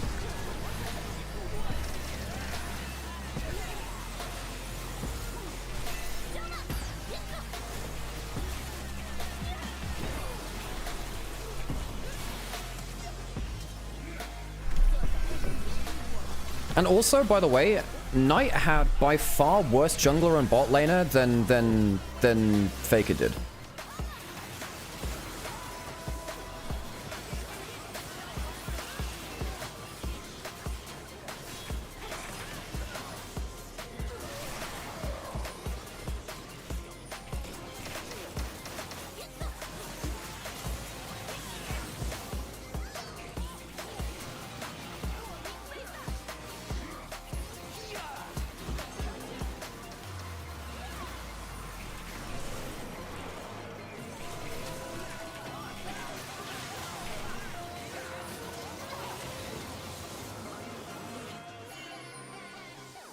Knight is not choking anymore. Blah blah blah. I mean, he was fantastic at MSI 23, which they won. Worlds 23, he was also good at. I mean, okay, you go back and watch Worlds 23 and MSI 23 and then Worlds 24. So 3 out of the last 4 international tournaments, and you tell me if he choked them, because I think he was very good at all of those tournaments. I did a VOD review of a lot of Worlds 23. Like, I think that Knight, I think that people are very lazily and very blindly and dumbly saying that he chokes internationals. I think that's just you don't watch enough LPL and you don't VOD review enough international games, so you don't sit down and actually watch them to update your opinion on it. Knight does not choke international, and he hasn't done for the last 2 years. He was excellent last Worlds. He was the best player last Worlds. I think MSI 23, he was best player at that tournament. I think Worlds 23, he was very good as well. He didn't choke those tournaments. So I think what you're doing there is just showcasing that you're actually not watching the international tournaments. And you're just buying into like, oh, well, Tier 1 won, so they're the best team and everyone else choked. So that's what it comes across as to me. And I really think that people are just not watching the same tournaments at that point. Or at least you're just buying into the easy narrative. I think this is a problem when it comes to LPL teams and LPL players because, let's be honest, most people don't watch LPL internationally. And if they do, they get their opinions from big content creators. You know, I guess I would fall into that list, right? You get your opinions from us. But someone like Cage Roll, I Will Dominate, or the casters which are on the event. And you're not watching those games yourself to update your opinions. So maybe you heard those opinions a couple of years ago, like 2022 or something like that, when they went out in group stage. And I just don't think that's true anymore. Knight gets MVP 100%.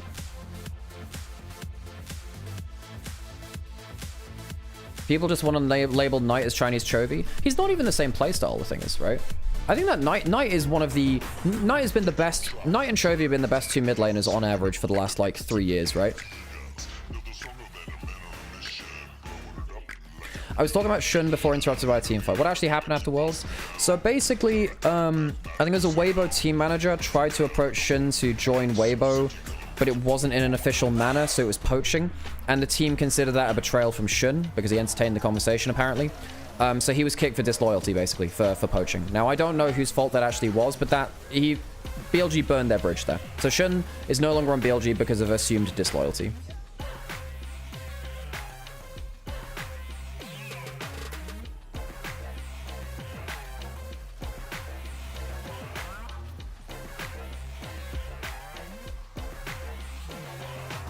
Zeus was pretty meh until last Worlds. For sure. I mean, Zeus was worse than Bin and Keen by a long shot until Worlds. I mean, his spring was fine, but then his summer was awful. His MSI was fine too, but Keen was better in spring and MSI and summer, but worse at Worlds. Bin was better at everything but Worlds as well.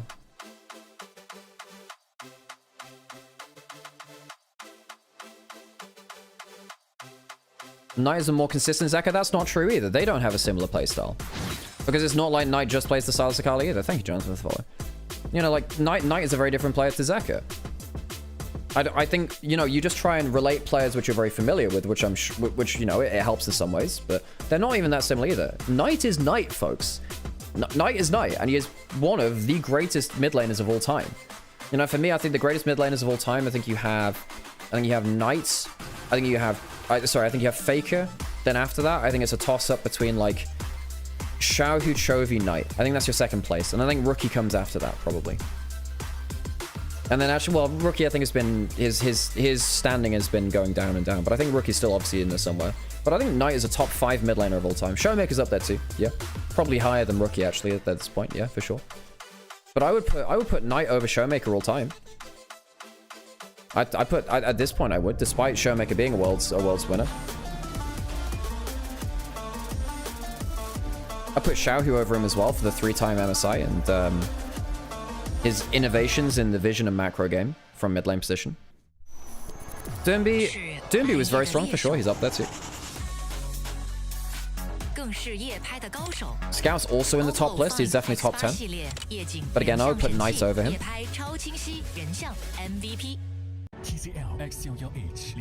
Caps isn't top 5. Caps is not top 5.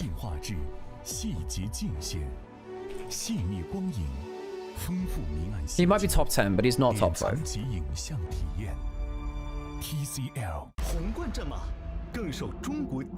Best on whole year performance, Knight is number 2. Yeah, I mean, because Chovy had a historic level of dominance between spring. I think MSI, Chovy was furthest ahead of the mid lane role that we've seen in the modern era. No one was even close. And his mid lane in summer was also insane.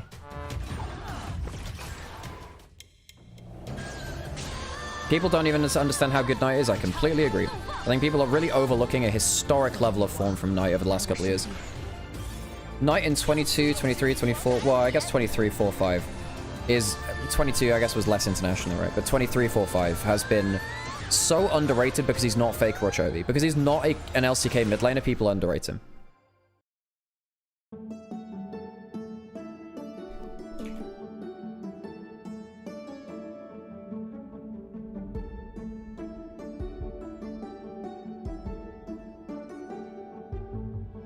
In the ASOL meta, Chovy's invincible. I think that what it was like, ASOL is there for sure, yeah. skill-wise, I put Chovy, Rookie, BDD top 3. I mean, Chovy's in there. Rookie not top 3, 100% not top 3. That has to, and especially not right now. Rookie's definitely not up there. Even if it's all time, you have to put Faker above them, right? BDD is overlooked for sure. I think sadly his name makes a lot of people look down on him. Chovy wins because he's just so far ahead from laning phase. I mean, against Knight, that's not historically been true. I mean, he lost against Yagao in MSI 23 as well, remember? I mean, currently, yes. And when you look at, like, MSI 24, but MSI 23 was not the case. Worlds 24 was not the case.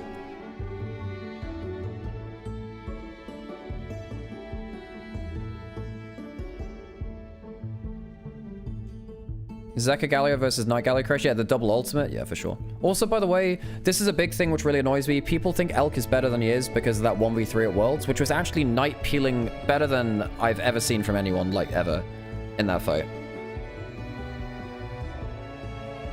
Like, in that fight, Knight gets, like, 4-man taunts, he gets clutch ultimates, whereas Elk slams his face into a Poppy W and cleans up after Knight clears the way from him. Like, Elk still played it well, but it was Knight's play, not his. But people see Elk doing the damage and they think it was him.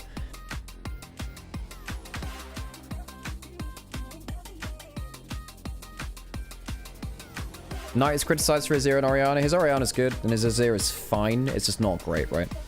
I don't want to see him on Azir because I think he's better on other picks, but I don't think like it's as bad as some people say.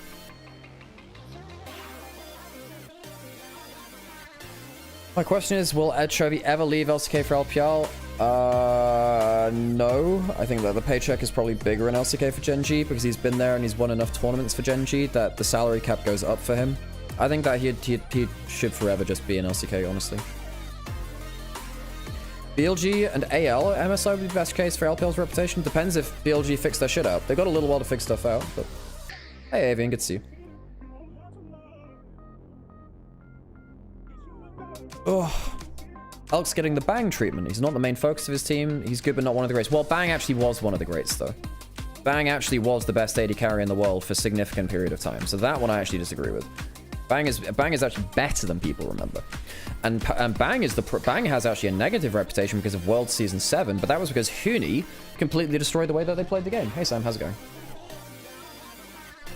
How are you doing, Sam? Hey, Al, can you guess who I am? It's Sam. Are you Knight who's broken his back from carrying BLG? That's correct. Wow, I was also feeling like 1xN after having tried so fucking hard in that last game. Oh, I need a chiropractor. Yeah. Well, welcome, old man Knights, old man 1xN. Just going to mess with you. Yeah, I did. Anything? No, I got a coffee. One more game. Hopefully one more game. We'll see how it works out. Nice. But yeah, really good Silas game from Knight. And yeah, kind of talking about, I don't know, like people saying that Knight is still an international choker. He hasn't been since like 2022. MSI 23, best player on his team. Worlds 23, I mean, yes, you had that legendary series from JDG T1. Knight was still very good. MSI 24, second best in the tournament behind Chovy, the best player in the world at that time by a landslide. That wasn't a choke. That was just Chovy being a perfect meta for Chovy. Worlds 24, best player at the tournament.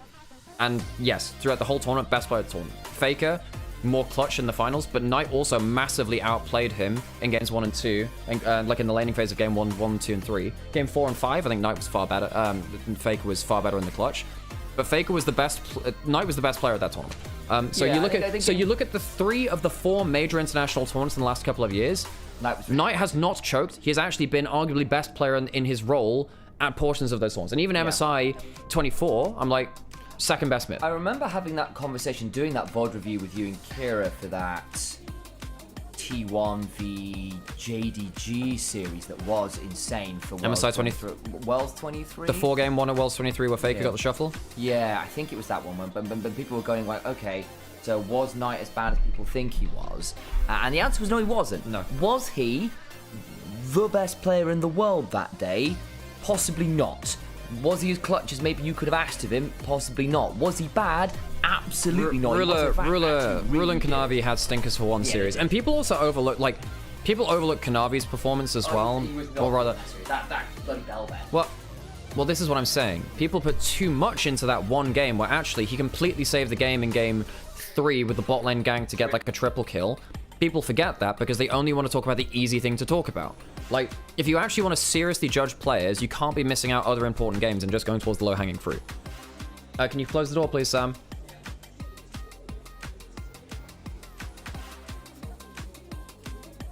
I've always liked Kanavi as well. I think Kanavi's fantastic. Which teams would I really want to see heading into MSI from LPL?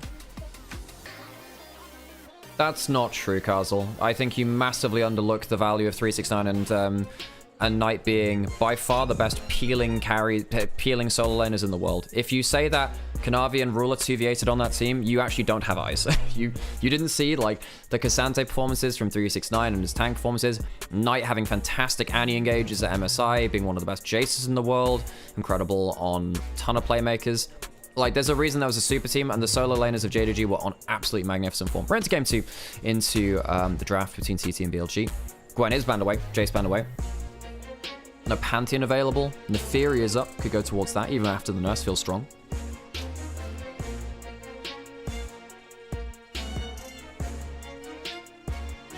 .369 is good until he runs into a champion he doesn't understand. That's true, that is true. He does occasionally run into like the Galio at MSI, and yeah. 369 was owning Bin in that era. He absolutely was. He was much better on tanks than Bin was. Bin had to learn how to play them, and it took him a little while to do so. Neferi last ban. MF banned away as well for that lane dominance. Varus is available. Easy first pick, you'd imagine. Can go alongside a bunch of different things. Varus easy lock in here, I think.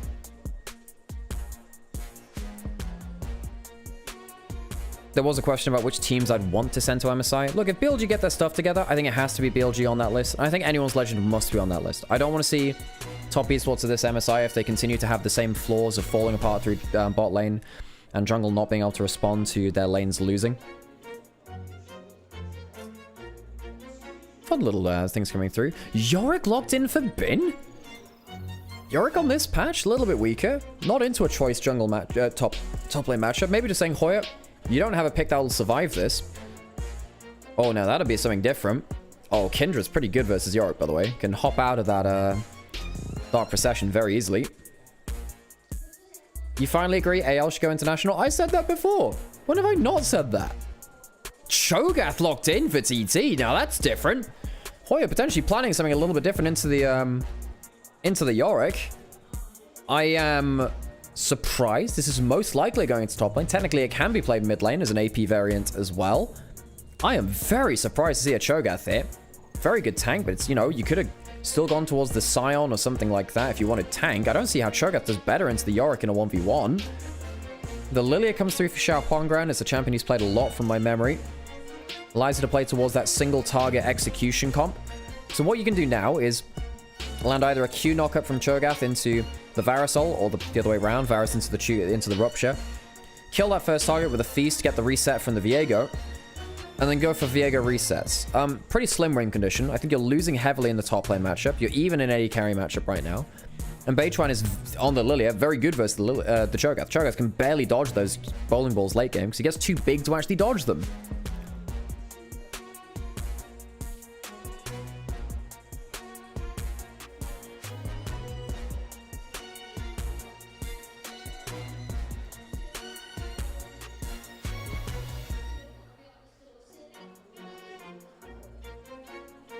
Second round of bans. Support's not been picked up yet. And well, I suppose in game 1 we didn't have the engaged supports. Rel, Nautilus, Alistair, Leona, all available. Rakan too, if you want that.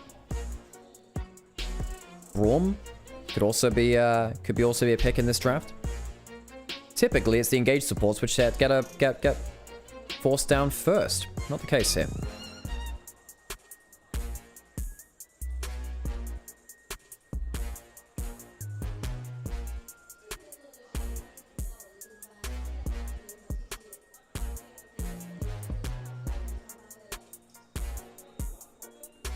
Expecting those supports to still get hit here.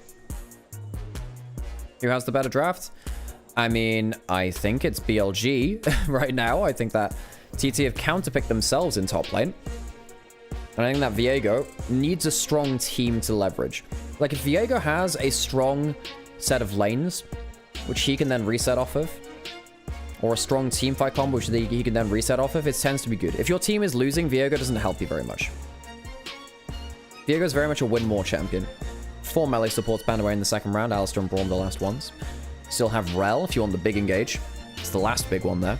No counter the Braum now to... Well, Braum and Alistar are both the best matchups into the Rel. Might have to go towards something like Renata. But it's not great into the Lilia and the Jhin, because they'd often stood very far back and they've got good move speed to dodge out in the ults. Good for your laning phase, not great for your composition. Do you want to win lane that hard? Could go towards the Rakan if you want better. For that, Poppy is the better one. I like Poppy more. Poppy is good. Good into the Rel. Can disengage someone like Yorick as well. Go towards the Ahri for setup. Ahri Viego, double reset combo. Get that kill, extra charge of the ultimate from Ahri. Gets that heal from the passive too, the empowered heal. Of course, Viego gets to steal the body. But still, there's a lot of people who... there's a lot of people who need setup for. Ahri and Viego kind of both need setup. They struggle to set up for each other sometimes. The Varus and Cho'Gath can help with that. The Poppy is locked in. That one helps. Knight, what's your matchup into the Ahri? Knight, the best Ahri player in the world. What's your answer into it? Victor's often been pretty good for it. Hovering over the Castellan, lost with that the other day. I actually don't... Well, yeah, I don't mind something like the Castellan actually weirdly in this game. You have AP from your jungle, you can go towards that Yone. Typically been first ban actually away from a lot of teams. Like stuff like the Yone Sejuani can be very powerful. Hovering over, different picks. I'll wait until it's locked in. And it is the Yone, not going towards that engaging champion in the mid lane. Good side lane matchup versus the Cho'Gath and the Ahri. Yes, the side Cho'Gath can silence you, but I don't know. Don't feel like you feel very happy with that matchup. They're all the same. And I can also pop in and pop out of play. It's quite hard to stop the Yone from pinging out. Even though there were nerfs to the E, so you carry through the CC duration after your E. You don't cleanse it with your E anymore.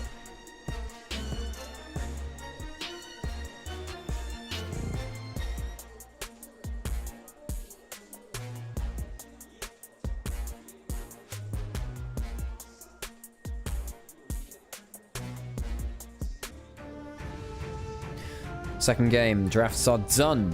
I think that on the whole, I prefer BLG's draft. I think they have good laning matchups. I think they have good side laning matchups. I think that TT, they've cooked it a little bit. I'm not sure I like the taste of what they've dished up, though.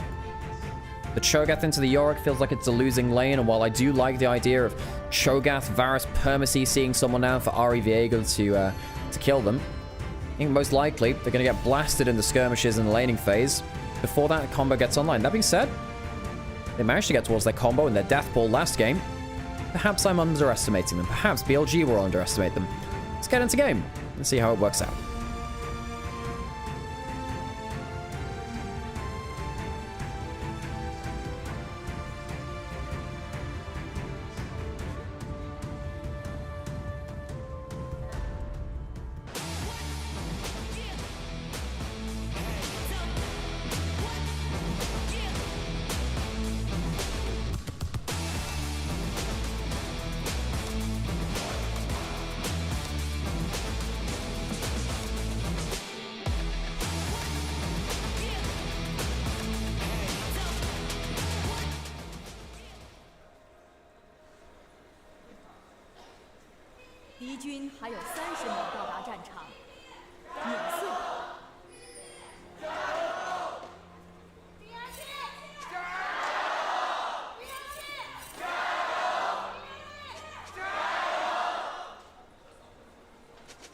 Crowd. A little bit more awake now here in Shanghai. I believe it's in Shanghai. First series today would have been in Xi'an for WE's Arena. Is Emax Ahri better than WNurse? I mean, so if you... Well, it doesn't change anything because Ahri already did E and W tandem max second. So you go Q into, then you split points between your W and E. What I tend to do is I go max my Q and then I put a point into E and then match with my W after. So I go E, W, E, W, W after that point, you know.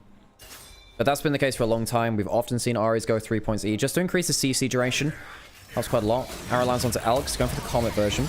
Crash down comes through. Uses that shield to trade onto Feather. Doesn't get the CC. Ignite comes down though. Fourth shot coming through, and that's the execute damage. Feather in a bit of trouble. Flashes over. Does have the mount up coming up soon. Elk can get himself that last auto. 1xN and Feather vastly underestimate the damage coming through from the Jin's execute damage of the fourth shot.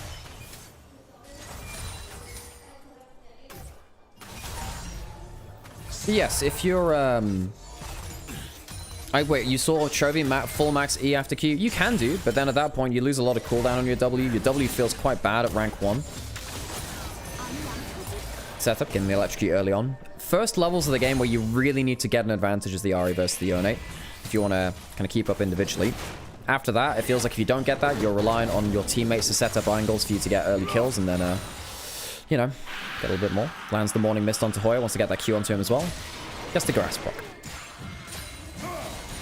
Hoya also has Grasp. And he is healing off of the ghouls, so you do get a bit of healing from the ghouls. The problem is, later on, the healing doesn't mean enough, basically. Doesn't mean enough, and even though you heal off the ghouls, Yorick has so much damage he doesn't care.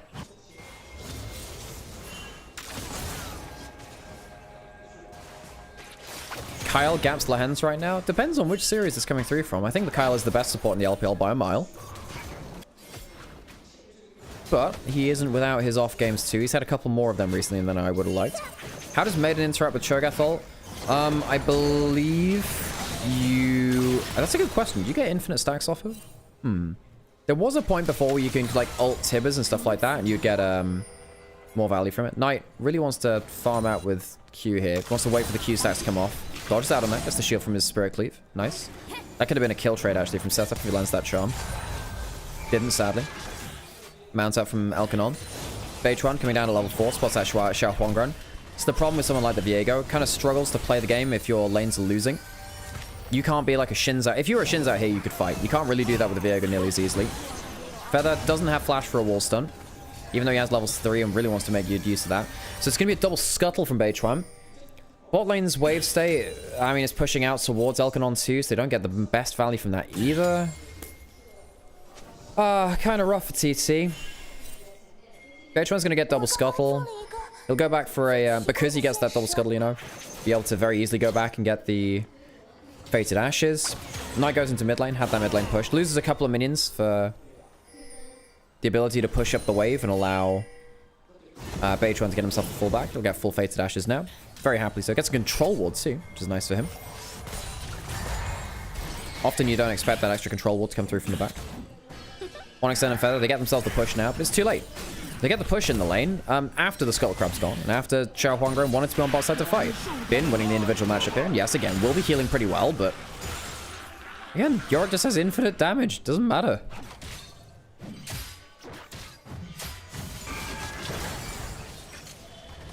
You know, you said it is a given to max Q on Ahri. It's actually not always the case in case you're going hybrid or AD. I mean, the hybrid builds are kind of dead, but going W max with AD is better for the base damage. It gives you the mobility you're looking for. Oh man, like, gets the talk caught in the jar of possession, lands that Q. Could actually turn around for a kill now. Flashes out instead. Been too much damage. Ghouls coming through to a hell of a lot of value there. And this is as good as the matchup gets, by the way. And it doesn't get particularly easier. Q ranks from Yone means you can farm it pretty well.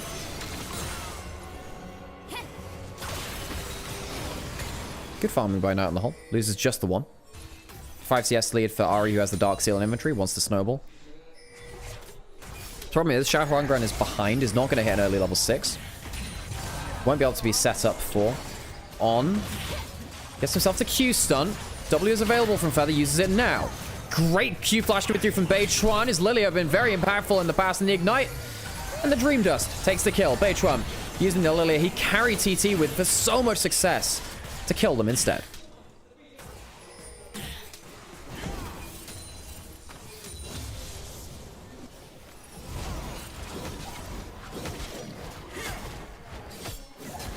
Legit, I know legit career.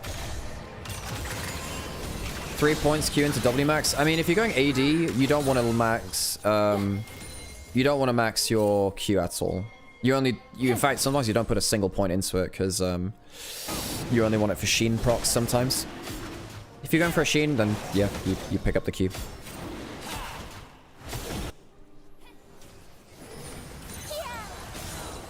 Knight has that level 6. Can technically set up now, but likely on the ult for ult. Charm comes through. Dragon taken by TT on the bot side. Growth spawning in a minute, so we're likely to see recalls and resets to contest for that or respond to it. Hoya doesn't have flash now, remember, and there's an ult coming through from Beichuan when he needs it. Might not even need it. I don't think they even need it. He's gonna die. Another kill participation over towards the Lilia. The Blooming Blows and the Dream Dust. The Dream-laden Bow. Killing Cho'Gath. Hoya, I don't know. I think at this point, this game gets very, very hard. Is there a reset coming through from bot lane to protect top lane turret? No.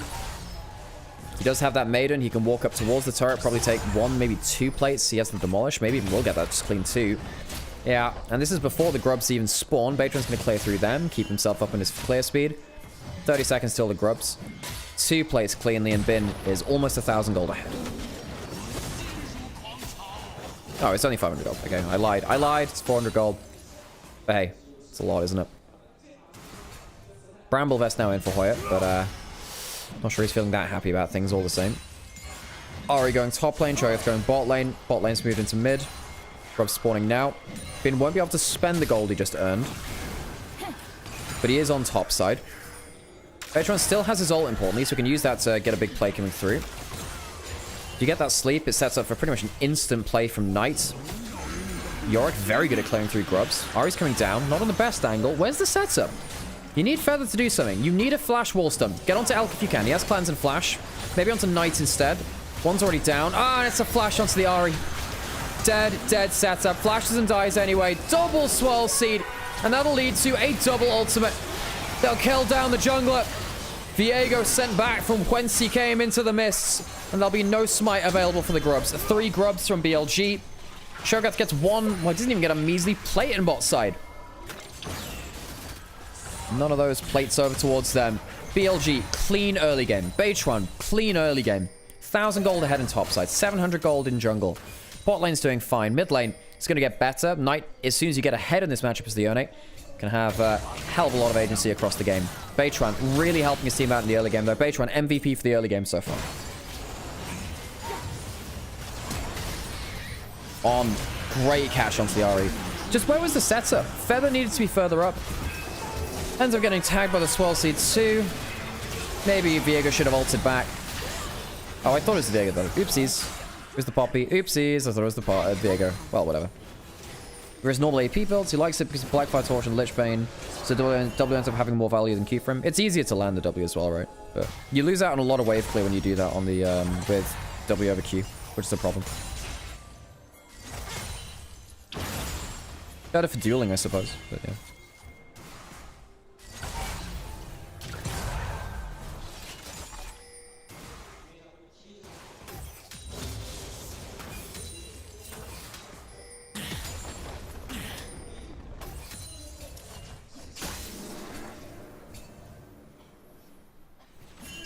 So, 2 minutes till Dragon, not really close by, is it? Elk has Dirk and Boots. Almost Triforce for Bin, going towards a Hex Drinker as well, stopping off of that potentially before the Triforce completion against the double AP solo lanes. Oh, wait, hang on. No, I lie. It's probably Merc Treads instead, isn't it? Goes down that Dark Procession. Knows he's not 100% safe on top side. With Lilia there, potentially is. Hoya will get a plate back with the Demolish. Cho'Gath gets lots of value from that, of course. Batron using these Swirl Seeds to check the brush. Bin drops half a wave, just being safe on that. Kills and ward. Setup just uses a lot of cooldown. Ah, that's a problem. Lands the charm. Goes into the Spirit Cleave. And now the problem is Setup is actually within kill threat range. He needs to be careful here. He has no flash. It's a little slow to get out of a Yone ultimate with just your ultimate. Dark Procession lands. Morning Mist gets the slow into it. Bin. It's a good chunk onto Hoya. Of course, Hoya heals up a little bit from those minions, as we were saying before. Can use that auto attack reset to kill the Dark Procession pretty quickly. This is a problem though. He has flash. Is he gonna have to use it? I think he might have to. I don't know if it'll even matter. Flashes and dies. Hoya puts to bed. Send him to the morgue. Yorick knows the way. How many plays are you gonna get from this? He has Demolish to use on tower. Has the Sheen proc. 1 play is gonna go down. It's gonna be potentially another on top. No one's roaming to help this. Hoya will be able to teleport to save the tower, I presume. I mean, is this going to be full tower? Hoya can teleport in. I wondered if the tower would die before he could even reach that. Very, very close to being full kill. Double teleports from TT solo lane is used. 1 from Ari to protect bot. 1 from Cho'Gath to protect top lane. Ben can recall. He has his flash back up. Dragon coming back up and available. He'll go back for a full Triforce if he wants to. Batron has ultimate still. Very, very strong with the Leandri's completion. First item completed in the game. Good catch out on. W comes up. That's a dead Rel. Reset comes through. That's important because that's a good amount of basic cooldowns to come through. Good damage from the Jhin, though. And the fourth shot is going to do a lot. Tags onto setup and very nearly kills. Bin sees him right the way underground, 6 feet under. Viego not resetting anymore, and Knight joins for the last kill of the fight, which is given over towards Bin. Teleport up towards topside, so Hoya can't even get himself that much more. I'll get hit by a Q. Just be a little bit careful here, actually. It could be in ult range from Hoya. He'll be safely wave clearing out. BLG have very cleanly dispatched of TT in this early game. Knight with the pot ticking and the Vam Scepter heals up a little bit more. Needs to be a little bit careful of the 1v1. On is on the top side. Does have himself flash. Hoya doesn't have flash, and that could be, yeah, it could be an issue, couldn't it? Knight just want to stack up his cube, walks forwards, wants to make sure he doesn't get CC through, understands the threat the Cho'Gath can bring towards him. Stacks up his Q, goes back towards his E, has one last knockup available, flip back into it, and Cho'Gath goes down, ults out of frustration, and can't kill the Yone. Yeah, Banana, it was a quick 2-0. Well, it was a... Yeah, we had a longer game 1 here. Went a little bit late game. First game was quite quick in the first series, and the second game was a Nexus to Nexus as FPX failed to kill the Nexus and got ran back at, and they died.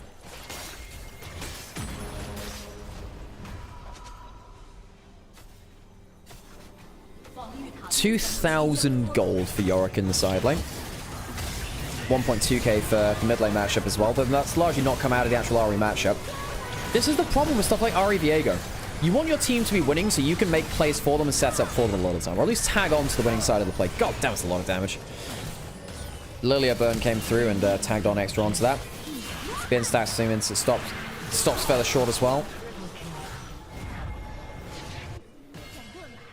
Will I co-stream MSI on here too? I mean, I can ask for the MSI co-streaming rights. I hope. I don't know. I mean, I've never been given international viewership before, so I doubt it, and which is sad. But I've never been in contact with Riot co-streaming sites. Really, LPL is not ran by Riot, by the way. Now it's technically ran by China again, which is why there's no broadcast. I mean, I can figure out the co-streaming as for MSI. I can figure that out. No, I'd like to. I'd like to do it. Because, let's be honest, I've cast 1,000 LPL games. I doubt many people know more than me about this. I mean, there's like, I Will Dominate, right? And a couple of the other co-streamers, which were a lot of it. There's something about casting which does kind of fully bake in the knowledge into your brain, though. I can remember random bits and niches of either of these teams from any number of games. L takes an arrow from Onyx M. First pick Varus. I don't think it's been the problem. Just that hasn't really been able to leverage off of much. What did TT do with solo laners this far behind?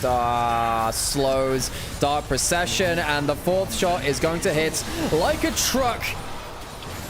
And sends him down the highway to hell. Bin gets some damage down, and Hoya is caught again. Double swirl seed. Viego does have that ultimate to potentially disengage. Chooses not to. Setup and Xiao Huangren forced backwards. Easy kill for BLG. Setup using the last of the ults and gets flipped back anyway. Greedy Fox, who gets put out of the henhouse and into the coffin. BLG will send their top laner bot lane. Herald is alive, and they'll be able to take that. Spawns at 15 minutes now, of course it does. Top side, 4-man unit. Xiao Huangren is around. Gets a little bit of damage down. On. Actually, he's in a bit of trouble here. Ultimate through from Xiao Huangren could be a problem, but he's taken a ton of damage too. Yone can click back out from that Poppy ultimate, so that didn't really matter much. From Feather, Beitram, still a lot of damage. If he hits that swell scene, could have killed. Doesn't have flash right now. And actually, TT arm wrestle their way towards what looks like a full Herald secure. Good for them. BLG still have the feats of strength. Been vaguely buffed on this patch. Do the MSI World Casters ask you about LPL or LJL? Largely no. Largely no. In the past, there have been some... So, for instance, Vedius asked me about LPL for this first stand. LGL, I used to reach out to them to give them information. It was a bit hard to actually get that information to them. I don't know why. But largely, no, that wasn't the case. A lot of people didn't want to ask about LGL, I don't think. Because they were only in there for... Because it doesn't apply towards the main stage, right? It's only for play-ins. Knight can be in a bit of trouble here. Has the flash. All coming through from setup. Lands the charm. Ult out. I mean, he's dead anyway. Nice pushed up way too far. Don't know why he thought he was safe there. Tons of vision on top side. Huh, okay, 1x10. Ah, it has cleanse. But it doesn't stop you from taking damage in the slows. Ooh, force shot miss. Tower starts to get shredded down. BLG lose their mid laner. Knight a little bit overpushed on that top side. Objective bounty actually taking from the top side. Mid lane tower falls down. Huh. Just break into Caedrel's house? Damn. Yeah, I'm sadly, I don't know if I'd be able to control the rats in the way that he does. Yeah, no, every so often I get asked about things, but it's quite a rare thing. I think it's not that common. Well, I don't know. Maybe they just ask other casters, for instance. Maybe there's a... Because I'm not the only LPL caster out there, right? Some people would ask for I Will Dominate or whatever. So yeah, I'm not going to get too elitist about it, right? I think there are some times where, you know, I'd wished I'd been able to give a storyline over because I've been trying to build that on my own streams or regionally. But that's... You know, there's no obligation to do that, and the casters are very good at what they do.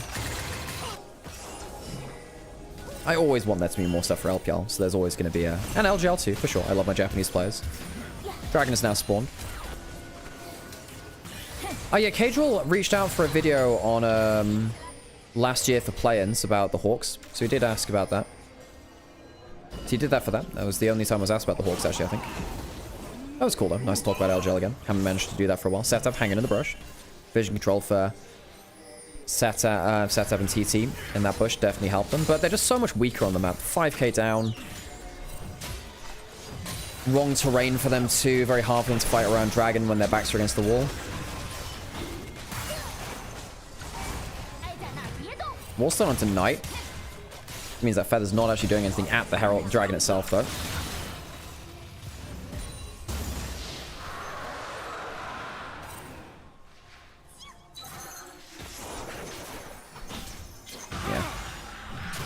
Red buff taken by Bin. It's the solo red buff, of course, not the team red buff yet. It needs to be at 25 minutes for that to spawn. Is BLG actually looking good, or is it TT not looking that good? It's a bit of both. I think last game we saw some of the foibles of BLG when plan A goes wrong. Sometimes Beitran and On can fall a bit apart, and we've seen that again. We saw that in their first game, actually, with Beitran coming into the roster.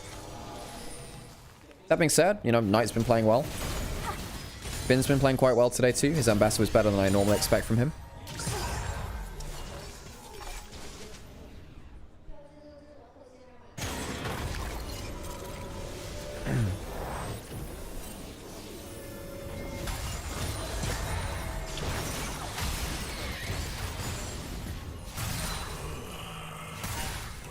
Elk, 2.5 items. He's 1.6k ahead.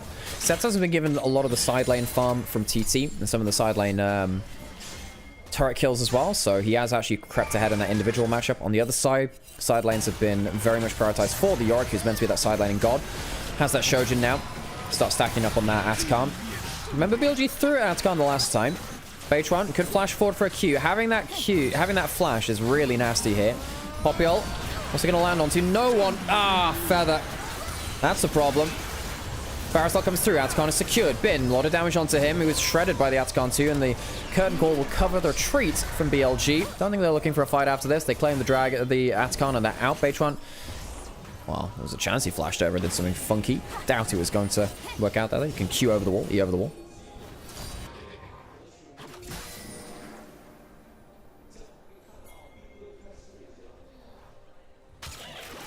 Hoya's Cho'Gath has not left a lot to be desired, has it?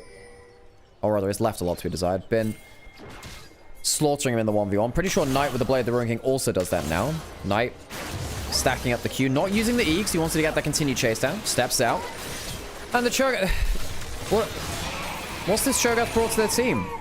0 and 5 Cho'Gath in top lane. Hoya has picked himself into the Yorick and done absolutely nothing with it. Knight might get charmed here. Does. Good damage onto him. Half the HP. Knight could still technically ult forwards. Oof. Quick QW back. Flips out before the tower shot tags him backwards. 2 levels up on setup, by the way.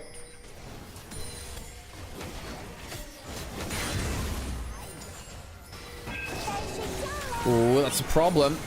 Knight flashes, gets the ults, And Feather flashes in for a play which doesn't work. Knight gets the E back, gets out safely. Feather having a bad game on the Poppy. TT looks so mental boomed. BLG toying with their food at this point. This should be a quick one. Bin takes a full inner turret on the top side. I say that, the 3 grub buff. Not quite able to take it down with the DOT. Elk, little 4th shot. A little bit extra damage. She'll take down the bot lane inner turret though.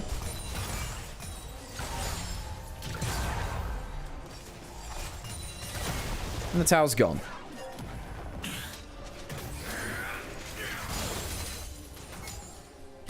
So that's 8,000 gold ahead. BLG ahead in every role. You do have a reset comp coming through from TT. It's just not enough. Flash ult forwards. And you know, while all this is happening, I was about to say Beishuan. It's not. It's not Beishuan. He's on the other side now. Xiao Huangren.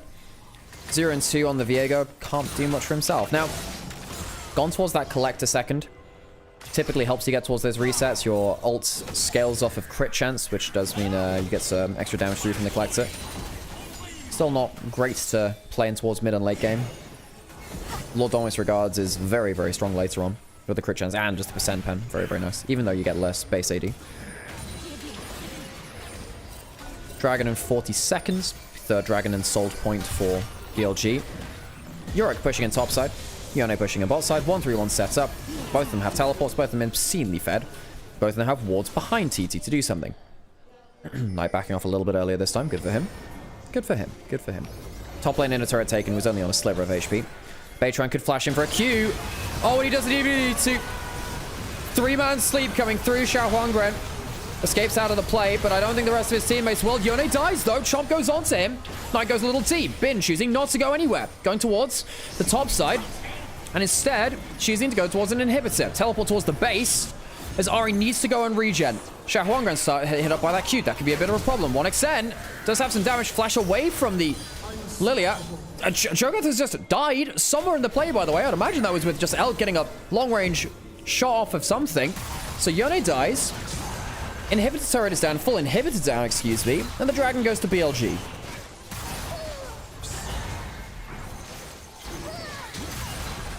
This is not a close game. This is not a close game at all. Hoya does get at least 1 kill to look. The scoreboard looks, I mean, slightly better. Turns out the LPL has both sides about it. Sometimes you are the crazy top player. Hang on, a problem. Ah, that's a problem. Wasn't even full HP. Now he's definitely not. Goes down to 0. Hoya. Yeah, really struggling in this game. Really, really struggling. I say it's the both sides of the balance. He hasn't built Rift Maker, so it's not really true, is it? So what happens here? On triple stun, triple ult coming through as well. Xiao Huangren ults forwards and gets the cleanse onto it, but he's basically out of the fight at that point. Yone does go too far. Just perma CC'd, gunned down. Definitely doesn't help that the... Wait, what happens here? Does he just walk up and auto-attack him? I guess he does. I guess he just auto-attacks him, folks. Blam. Atkan helps you with the extra damage after that kill. Well, not on the single kill. Knight, as he's silenced, does have his ultimate. Hanging around a little bit longer. Choosing not to use it. Hoya. Bullet sponge. The Elk. Bin. Completely taking the bot side inhibitor. For some reason, Viego is the one that's been sent back to deal with him. Viego does not win that matchup.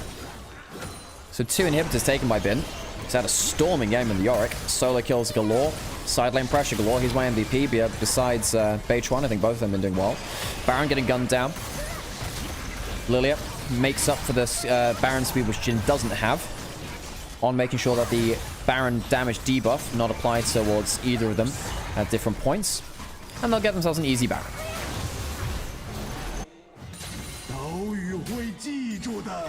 Waiting for the first pro player to ego pick Aurelia into Yorick blind. The thing is, ever since the ghoul changes, Aurelia, I don't know if she one-shots the ghouls anymore with the Q, because it used to be... So they changed it so champion auto-attacks don't one-shot ghouls anymore. I'm not sure if Aurelia can one-shot the ghouls at all stages in the game in the way that she did before. That was one of the big changes. Yorick, the reason why he came into meta is ghouls are more consistent, and while they do less damage, they're cleared less easily, and you bring them up slightly quicker as well. Even if you miss CS, things that die around you give you the much more easy. Xiao Huangren, he's going to have to ult out of this. He might still die, actually. Ghouls jump forwards and they kill. Gets the slow for the Atkan onto Hoya as well. Oh, it's a disaster. We're gonna have to open up a new mortuary plot because the ground here is getting full of bodies. Yone goes down again for reasons unbeknownst to me. Elk cancels his ultimate. Sleep comes through from Baytron. Bin jumps forwards and gets even more damage. The Jin W out of range. And Bin walking forwards does not care. Charm into the fountain. Very nearly gets him aggro. But his ghouls help out. And a fourth shot will end this game. It is a 4-game day today. Nice, quick, and easy. BLG cleaning up a quick 2-0. And TT sent home, sent packing by their jungler Baytron, who joined the other side of the rift.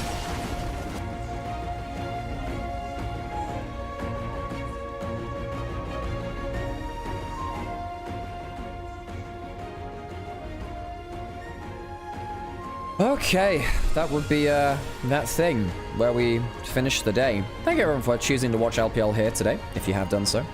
If you didn't choose, haha, you've been fooled. How could this possibly happen?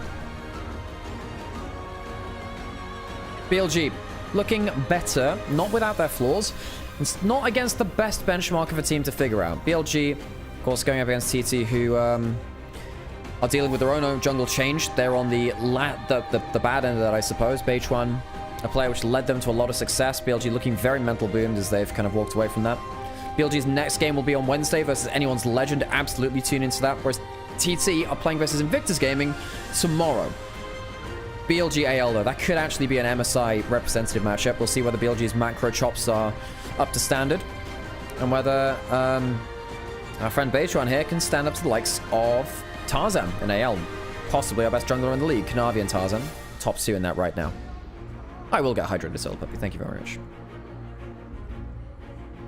That'll be everything from me today, folks. Thank you so much for tuning in. And are these co-streams an everyday thing? For the grand majority of the time, yes. Yes, we co-stream as much as possible.